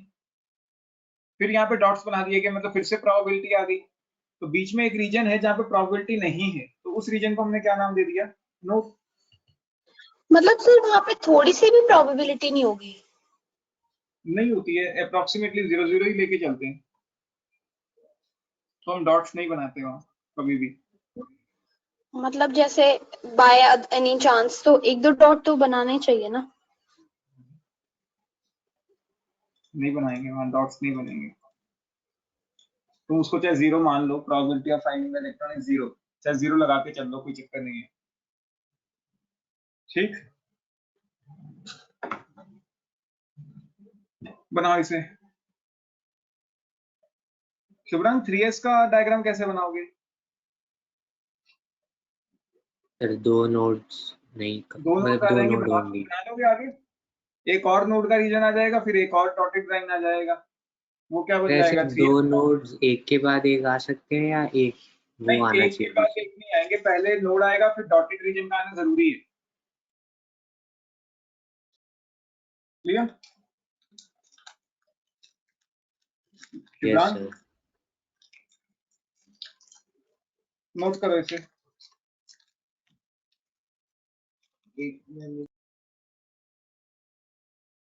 सर जो अगर हम 3s वाला डायग्राम बनाएंगे उसमें सिर्फ बीच वाले के अंदर इलेक्ट्रॉन्स डालने हैं, बाकी दो एम्प्टी होंगे? नहीं, ऐसा तो कुछ नहीं है। 3s का डायग्राम कुछ इस तरीके से बनेगा, देखो। पहला सर्कल बनेगा जिसमें डॉटेड होगा, फिर एक सर्कल बन जाएगा जो एम्प्टी होगा, फिर एक सर्कल बन जाएगा जो डॉटेड होगा, ठीक है, फिर एक सर्कल बन जाएगा जो एम्प्टी होगा। दो नोड्स हो गई। फिर एक सर्कल और बनाना होगा जो डॉटेड रहेगा। आया समझ प्रतिष्ठा? Yes sir. ठीक है ना, ये मैंने फर्स्ट बना नोड हो के गई, देखा। ये सेकंड नोड हो गई। ये फिर ये जो 3 लाइंस बनाई है मतलब ये तीनों एक्सेस ही है ना? हाँ, ये एक्स तीनों वाई जेड।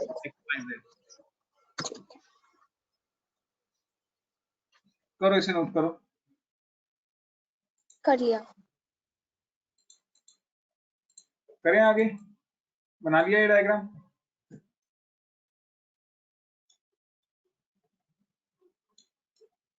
Yes sir. आगे करते हैं पी ऑर्बिटल। कोई आइडिया पी ऑर्बिटल की शेप्स का? अलग-अलग वो बनेंगे इलेक्ट्रॉन। अलग अलग इलेक्ट्रॉन मतलब जैसे एक ये तो इधर 3 बनाएंगे, इसी लाइन में 3 बनाएंगे।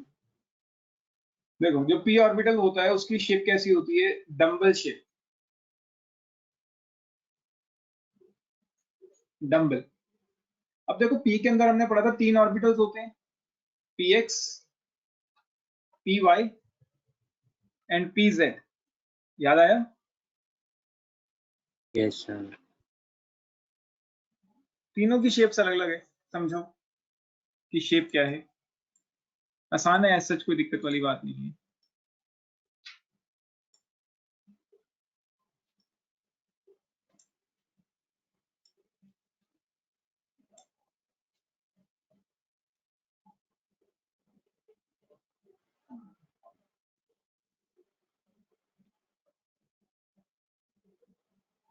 ये एक्स एक्सिस है, ये वाई एक्सिस है, ये जेड एक्सिस है। ठीक,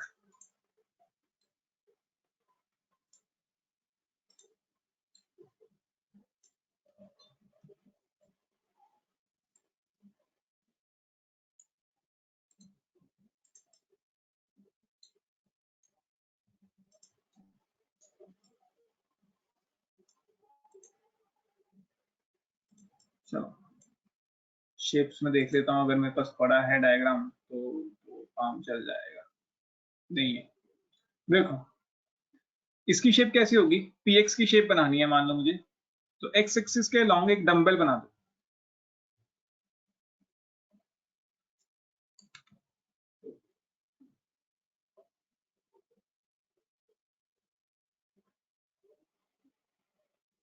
x एक्सिस के लॉन्ग एक डंबल बना दिया, गुड आउट।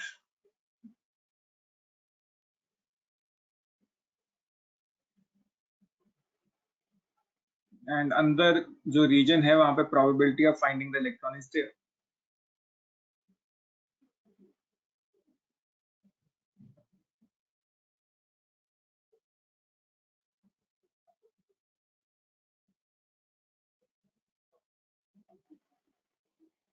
क्लियर है px, विदाउट किसी को?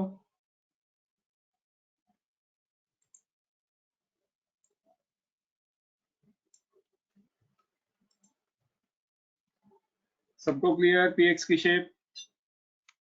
Yes sir. अब देखो अगर मैं यही ऑर्बिटल y एक्सिस के लॉन्ग बनाता, यहाँ पे घुमाने का वो होगा,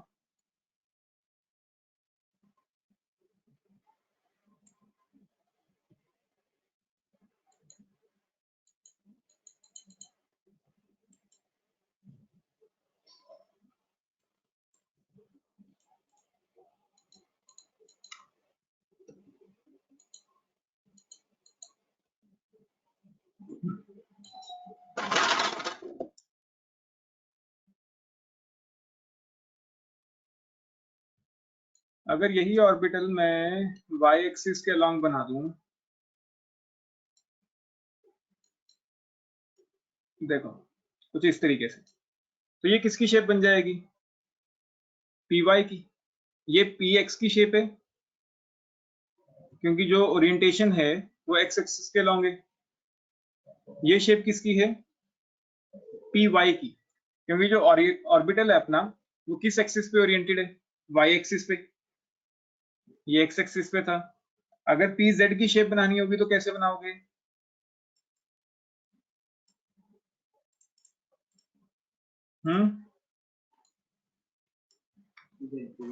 सर एक z एक्सिस की तरफ कर देंगे।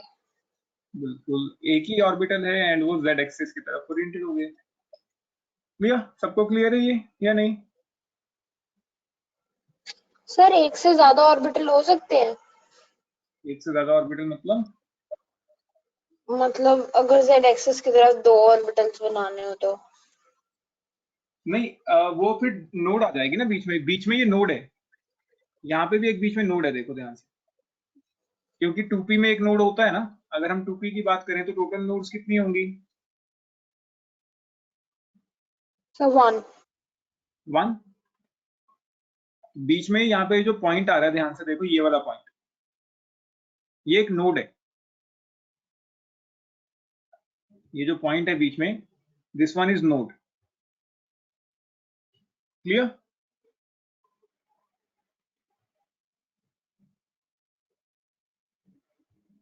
सबको क्लियर, किसी को कोई डाउट? एक्सक्यूज मी सर, बोलो। तो वाई एक्सिस तो वर्टिकल वाली होती है ना?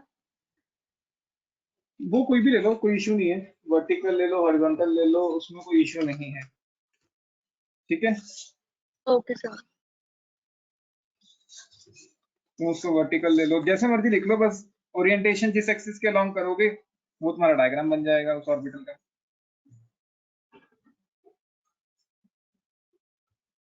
कोई डाउट और किसी को? सर अगर 3p, अच्छा 3p होता हम्म, तो नोड्स 2 होती, तो फिर वो कैसे बनता? फिर वो कैसे बनता, देखो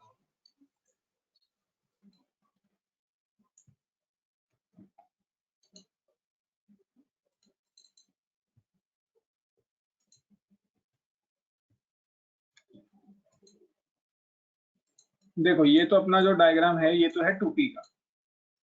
अब मान लो मुझे 3p का डायग्राम बनाना है इसी में, तो इसमें एक नोड और बना दो। वो नोड कहाँ बनेगी, इसके आसपास का एरिया बना दो, एकदम इसके आसपास एक नोड और खींच दो।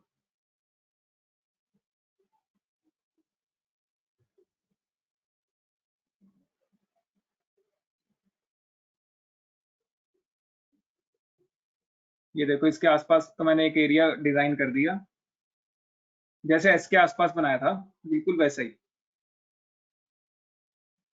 ये नोड हो गई, फिर एक एरिया आ जाएगा जहां पे इलेक्ट्रॉन को ढूंढने की प्रोबेबिलिटी आ जाएगी।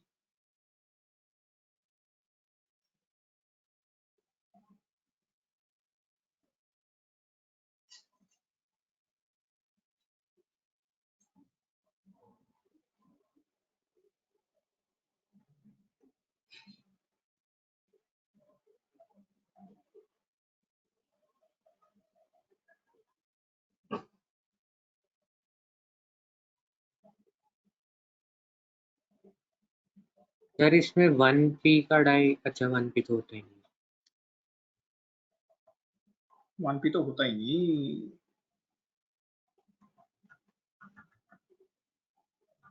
तो आगे तुम जितनी मर्जी नोट्स बनाते जाओ, उतना उतना एरिया एक्सटेंड होता जाएगा। क्लियर? Yes sir.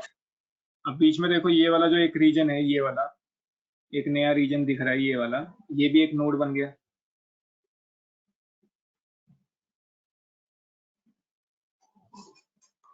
किसी को कोई डाउट?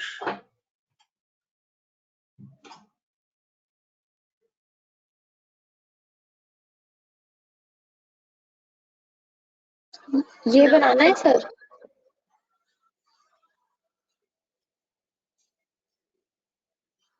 सर ये नोट डाउन करना है क्या? पहले ये भी बनाओ, px py pz, फिर वो बनाओ ये 3px। तो हो गया सर, वो बनाना है 3p वाला। आवाज आ रही है? अब देखो बीच में नेटवर्क गया, मेरे ख्याल नेटवर्क गया था। हाँ जी सर, बीच में आपकी नहीं आई थी आवाज। ये बनाने हैं तीनों, ये भी बनाना है, वो 3px वाला भी बनाना है। ओके सर, 3px 3py और 3pz ये तीनों भी अलग अलग बनेंगे क्या? तीनों भी अलग अलग बनेंगे। इसमें अगर मैंने एक्सेस, देखो ये जो ओरिएंटेशन है इस लूप की, ये मैंने किस ओरिएंटेशन एक्सिस पे रखी है, एक्स एक्सिस पे, ये 3px बन गया। अगर मैं y पे रखता तो 3py बन जाता। तुम बस एक बना लो, तुम्हें आइडिया हो जाएगा कि है क्या चीज। क्लियर? सर एक बार 3px में नोड्स बता दो, ये कौन सी हैं? क्या चीज? सर 3px वाले डायग्राम में नोड कौन सी हैं, एक बार बता दो। देखो एक तो यही नोड है बच्चे, रीजन वाली। Yes sir. ठीक है, एक ये जा रही, देखो बीच में ये दिख रहा है, बीच में रीजन जहां मैंने डॉटेड नहीं बनाया, यस सर। सर पतला सा ऊपर रीजन वाला बनाया और, मैंने। यस सर, ये सेम एक ही है पूरा सर, एक ही एक ही बनेगा ना नोड है। डंबल। हाँ ये एक ही बनेगा पूरा, एक ही डंबल है ना, ये शेप ही ऐसी है इसकी, डंबल। Okay sir. ठीक है, करो इसमें।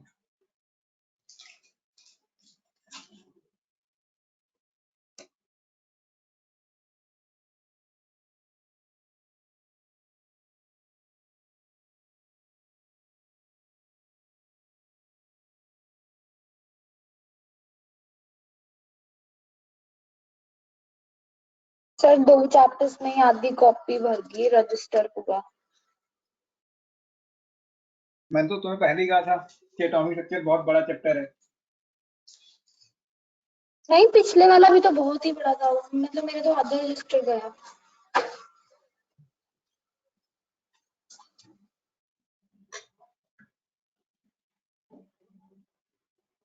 पिछले वाला न्यूमेरिकल्स चैप्टर था ना, इसलिए ज्यादा पेज लग गए होंगे।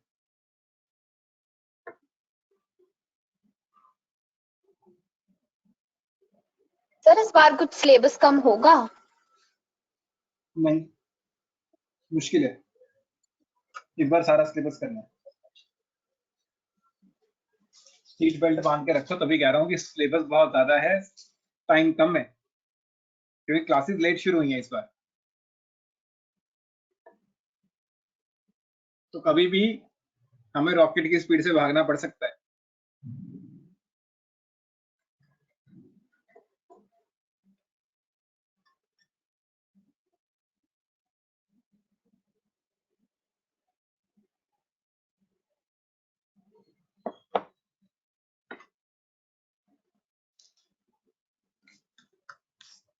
कर लिया नोट, करें आगे?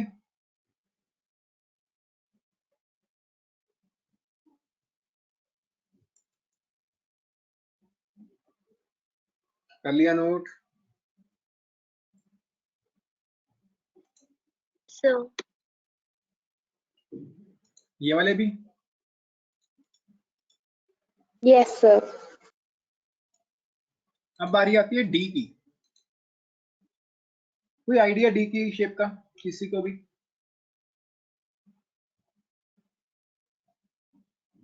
एक और लोग ऐड करके एक और D orbital, it is double dumbbell in shape. Double dumbbell मतलब दो दो डंबल। अच्छा, डी के अंदर कौन कौन से ऑर्बिटल होते थे प्रतिष्ठा? सर 5। 5 तो होते थे, कौन कौन से? कौन कौन से मतलब? कौन कौन से ऑर्बिटल्स होते थे, क्या नाम होते थे उनके? D1 D2 D3 D4 D5। D7 नहीं होता था?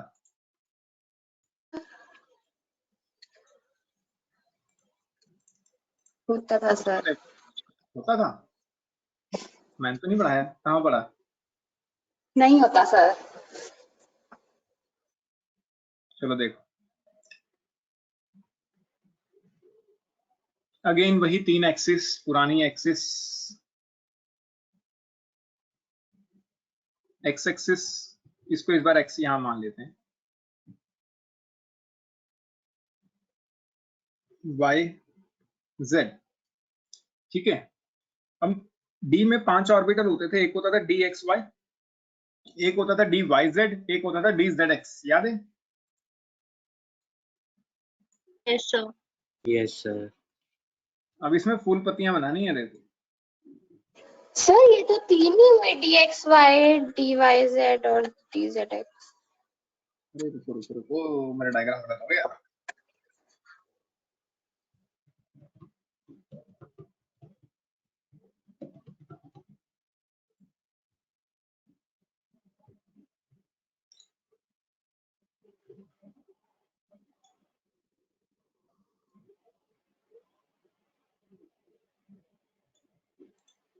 देखो थोड़ी देर के लिए ना अपनी ये जेड एक्सिस को भूल जाओ, ठीक है? जेड एक्सिस को भूल जाओ कि जेड एक्सिस भी थी हमारे पास, सिर्फ फोकस करो एक्स और वाई एक्सिस पे,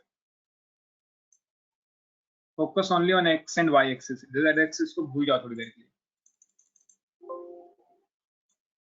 भूल जाओ कि कोई जेड एक्सिस नाम की चीज थी।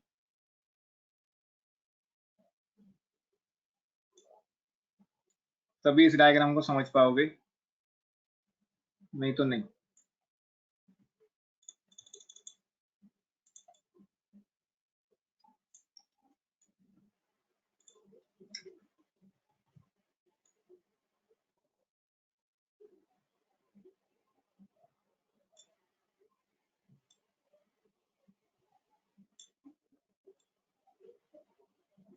देखो ये डायग्राम क्लियर है।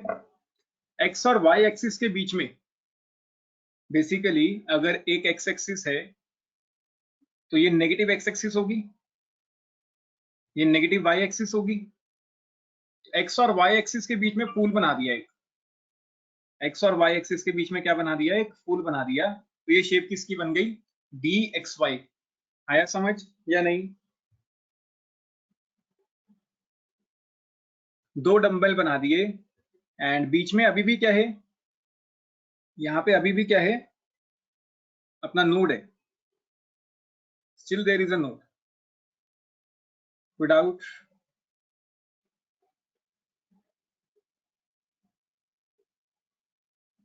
आया समझ या नहीं?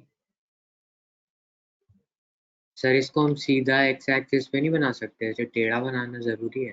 टेढ़ा टेढ़ा एक्सिस के अलोंग नहीं है, एट एन एंगल है। ठीक, गलती से भी Yes. ऐसे मत बनाना इसको, एक्सिस के अलोंग नहीं है ये एक एंगल पे है, एक्सिस के अलोंग नहीं बना सकते इसे, 45 डिग्री के एंगल पे होता है ये, एकदम सेंटर में। क्लियर है? कोई डाउट किसी को? डी ऑर्बिटल पहला।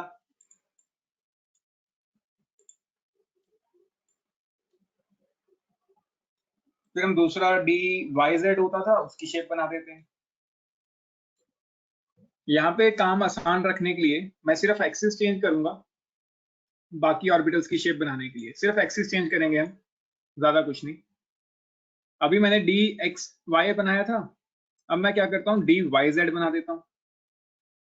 देखो मैंने सिर्फ एक्सिस चेंज कर दी, ये जो फूल पत्ती है अब ये वाई जेड एक्सिस के बीच में है, क्योंकि ये वाई जेड एक्सिस के बीच में है तो इस ऑर्बिटल का नाम क्या होगा, डी वाई जेड। कोई डाउट? सर इन दोनों में डिफरेंस क्या है?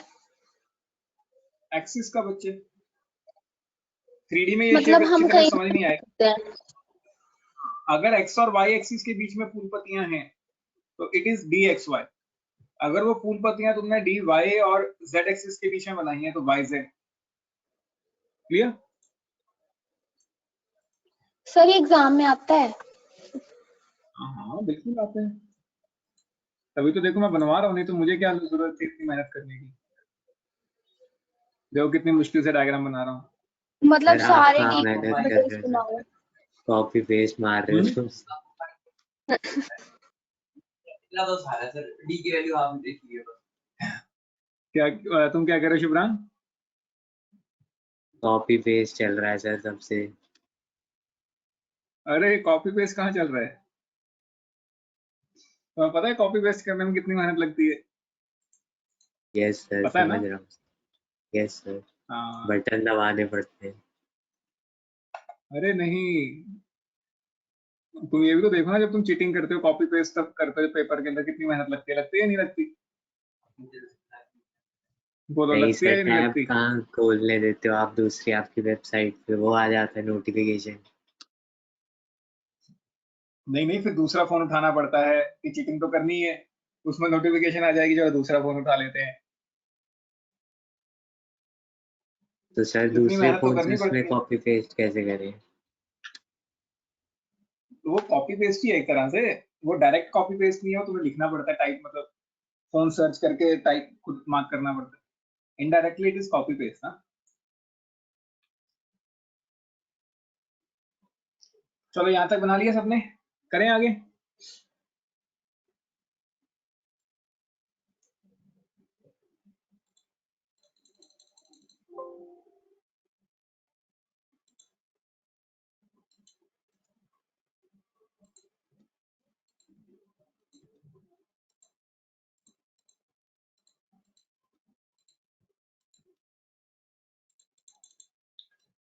इट्स डबल डंबल, ठीक है, डबल डंबल शेप चल रही है हमारी।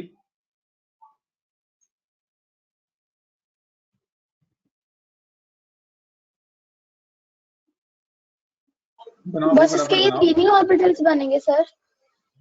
और भी तो है, अभी वो भी बनाने हैं, अभी तो आसान वाले बनवाए हैं, अभी मुश्किल वाला तो बनाना है।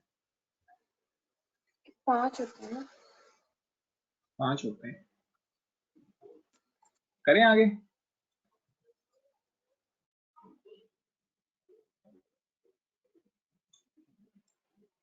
चलो अगली शेप बनाते हैं।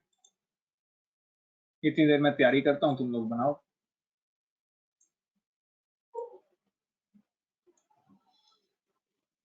अरे ऑनलाइन पढ़ाना is much easier as compare to offline पढ़ाना। और तुम्हें भी आदत हो जानी चाहिए अब तो ऑनलाइन पढ़ने की। Difficult to understand. नहीं नहीं नहीं नहीं, ऐसा कुछ नहीं है। बहुत बच्चे हैं जो आज की डेट में ऑनलाइन प्रेफर करते हैं ओवर ऑफलाइन।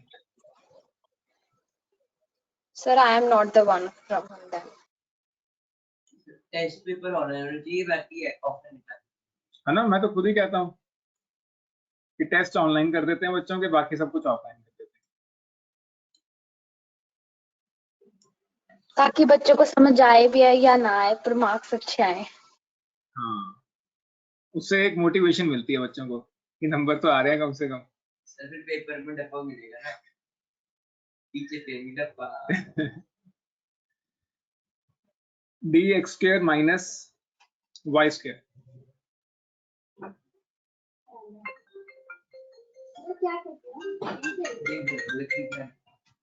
बनाओ बनाओ बनाओ फटाफट।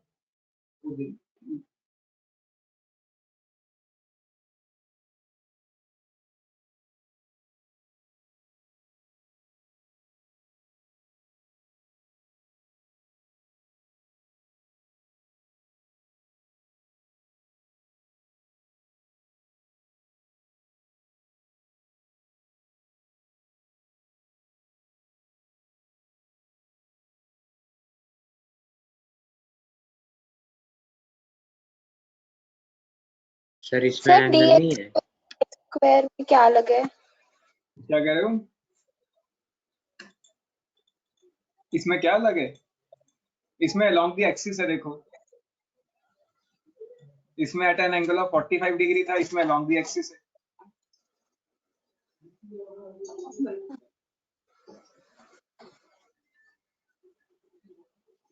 ठीक है ना?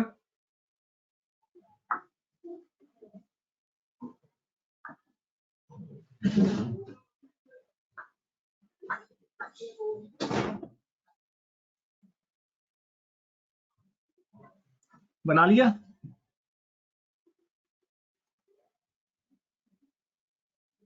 करें आगे?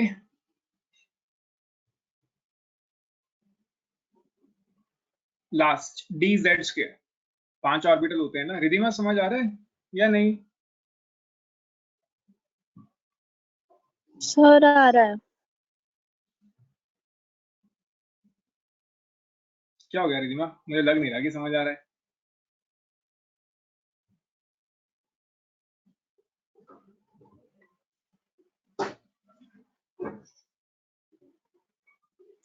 ये z एक्सिस है। अब ध्यान से समझो इसे भी थोड़ा सा।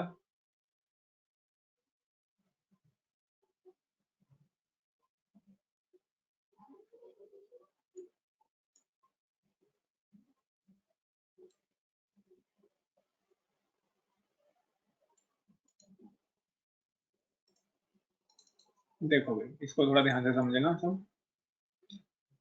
ये z एक्सिस के अलोंग, ठीक है, और इसके आसपास एक सर्कुलर इलेक्ट्रॉन डेंसिटी है। इसके आसपास क्या है? एक छोटी सी circular electron density. Just a minute.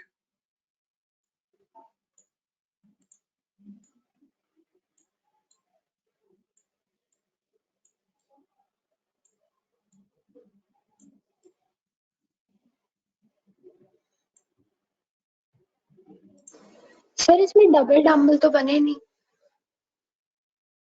नहीं, इसकी डबल डंबल नहीं है ना, थोड़ी सी अलग है।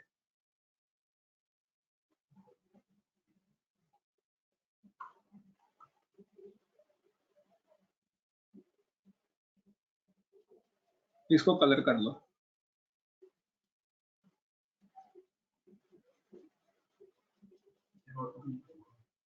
इसमें ऑटो फिल का ऑप्शन नहीं है।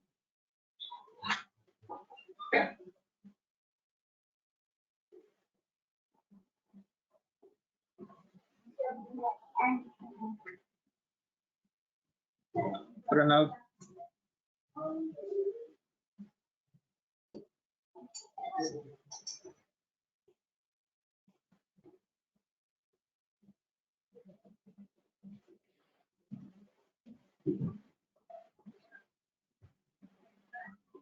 ठीक है, ये पूरा फिल कर लोगे या मैं कर ही देता हूँ?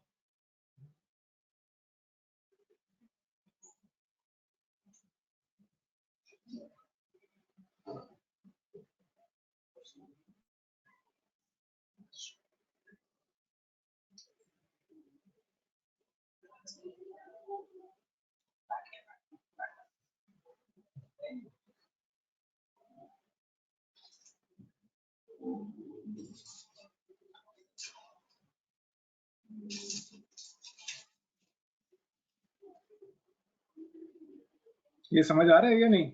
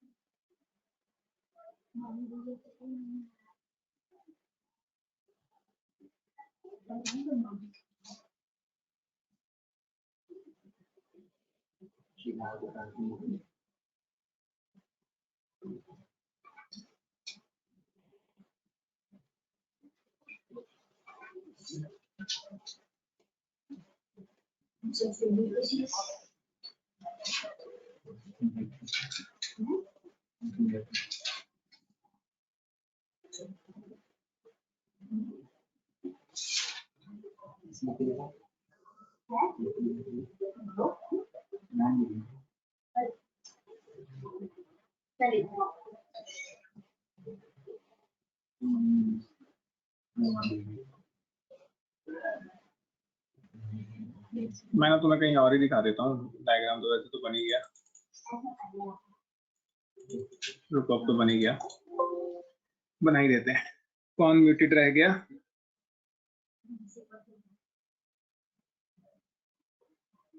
प्रतिष्ठा, क्या हो गया प्रतिष्ठा? म्यूट था, पता नहीं आपने मुझे म्यूट कर दिया। नहीं, वो तुम्हारा नेटवर्क हिला होगा। नहीं, मेरा तो मैं नहीं क्यों हिला था। हिल जाता है, पता नहीं चलता कई बार, या कोई ऐप आगे पीछे की होगी, कुछ और खोला होगा। नहीं सर।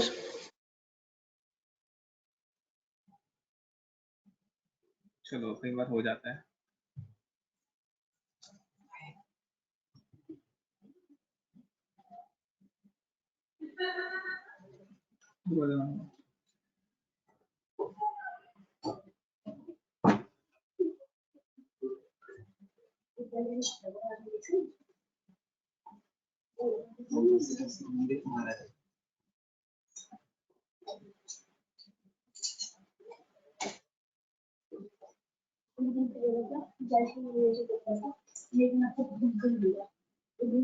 देखो भाई, सबको क्लियर है ये या नहीं? एक रिंग है z एक्सिस के अलॉन्ग, आ रहा है समझ या नहीं?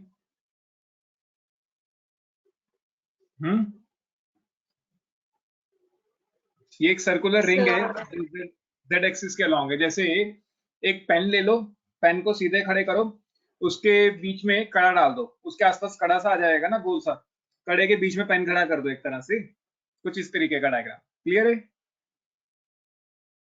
या नहीं? क्लियर है सर। तो ये डायग्राम है डी जेड स्क्वायर। बनाओ इसे। तो यहाँ पे 5 ऑर्बिटल्स हो गए अपने पूरे डी के, जो कितना प्यारा सा डायग्राम बने हैं। तुम लोगों के जब नोट्स आएंगे, और तुम लोग मुझे नोट्स नहीं भेज रहे हो, काफी बच्चे जिन्होंने नहीं भेजा है थोड़ा सा संभल जाओ।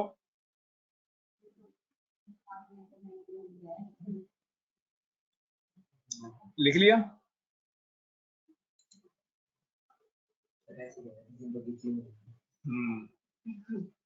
बना लिया डायग्राम?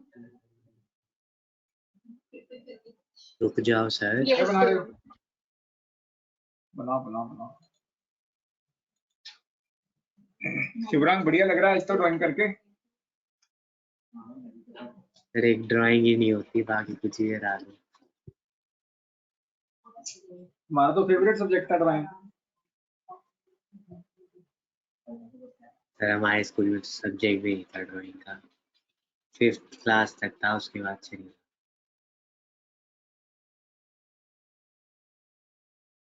क्या कह रहे हो शिवराम? 5th क्लास तक?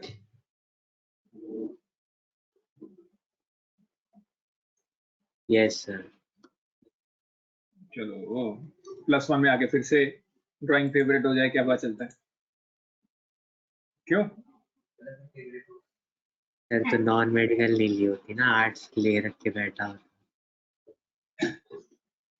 चलो लिखो लिखो लिखो।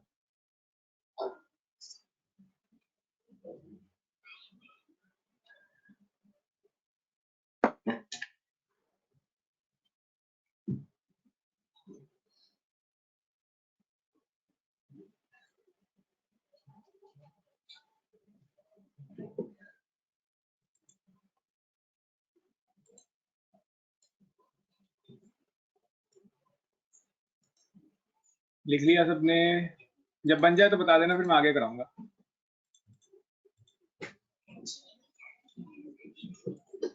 सर 6 बज गए।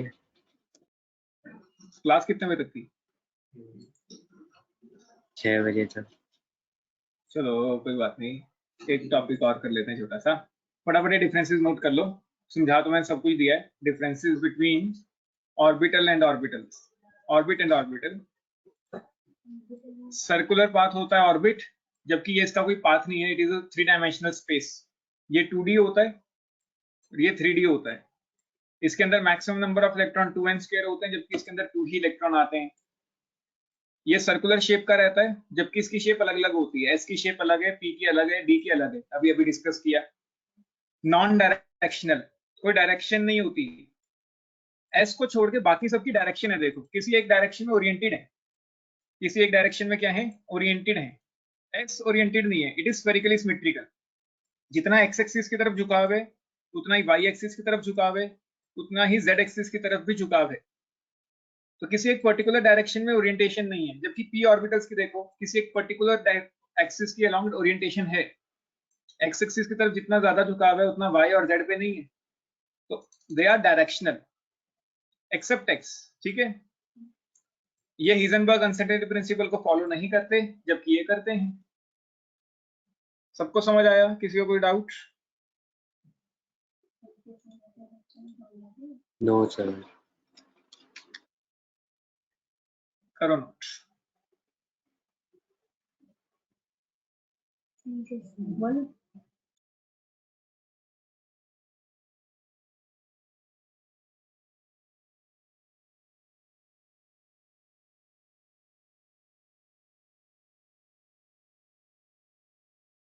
लिख लिया सबने? आज इतना ही करेंगे, बाकी का काम कल क्लास में। और कल क्लास से पहले टेस्ट होगा एक छोटा सा, क्वांटम मॉडल पूरा जो अभी तक किया। ठीक है, तुम्हें कल क्लास से पहले मेरे यूट्यूब चैनल पे जो टेस्ट हुआ था अभी क्वांटम मॉडल का, उसके वीडियो सॉल्यूशंस मिल जाएंगे।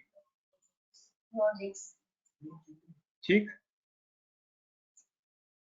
तुम्हें उसके वीडियो सॉल्यूशन मेरे चैनल पे मिल जाएंगे, कल सुबह तक अपलोड हो जाएंगे। दोपहर मतलब 12 बजे तक अपलोड हो जाएंगे। कोशिश करूंगा कि आज रात को ही हो जाए। तो तुम पहले वो 10 क्वेश्चन के वीडियो सॉल्यूशंस देख लेना, और फिर इलेक्ट्रॉनिक कॉन्फ़िगरेशन वगैरह पढ़ लेना अपनी। कल क्लास में आने से पहले टेस्ट देना है, वही 10-12 क्वेश्चन, आधा घंटा। ठीक, कल मैं इस चैप्टर को ओवर कर दूंगा, तो एनसीईआरटी अपनी शुरू कर लो। कल नहीं तो मैक्सिमम अगले लेक्चर में कोशिश रखूंगा कि कल ही हो जाए, लेकिन अभी कुछ थ्योरी पार्ट पेंडिंग है, एंड वो थ्योरी पार्ट लिखने में टाइम ले सकता है। तो कल नहीं हुआ तो अगले लेक्चर में तो पक्का चैप्टर खत्म हो जाएगा। तो अपना एक बार चैप्टर गो थ्रू कर लो एज सच, एंड बाकी देखते हैं। ठीक है,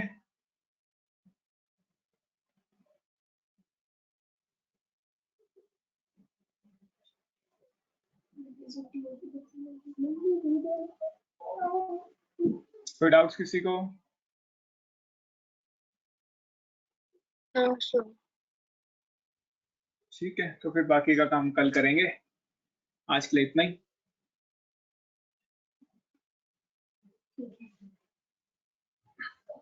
Thank you, sir. Welcome. Thank you, sir. welcome.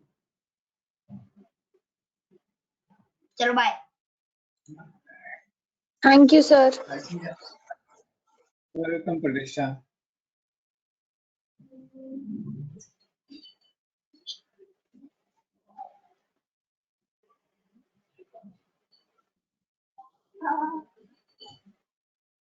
Thank you, sir. Welcome, Lakshmi.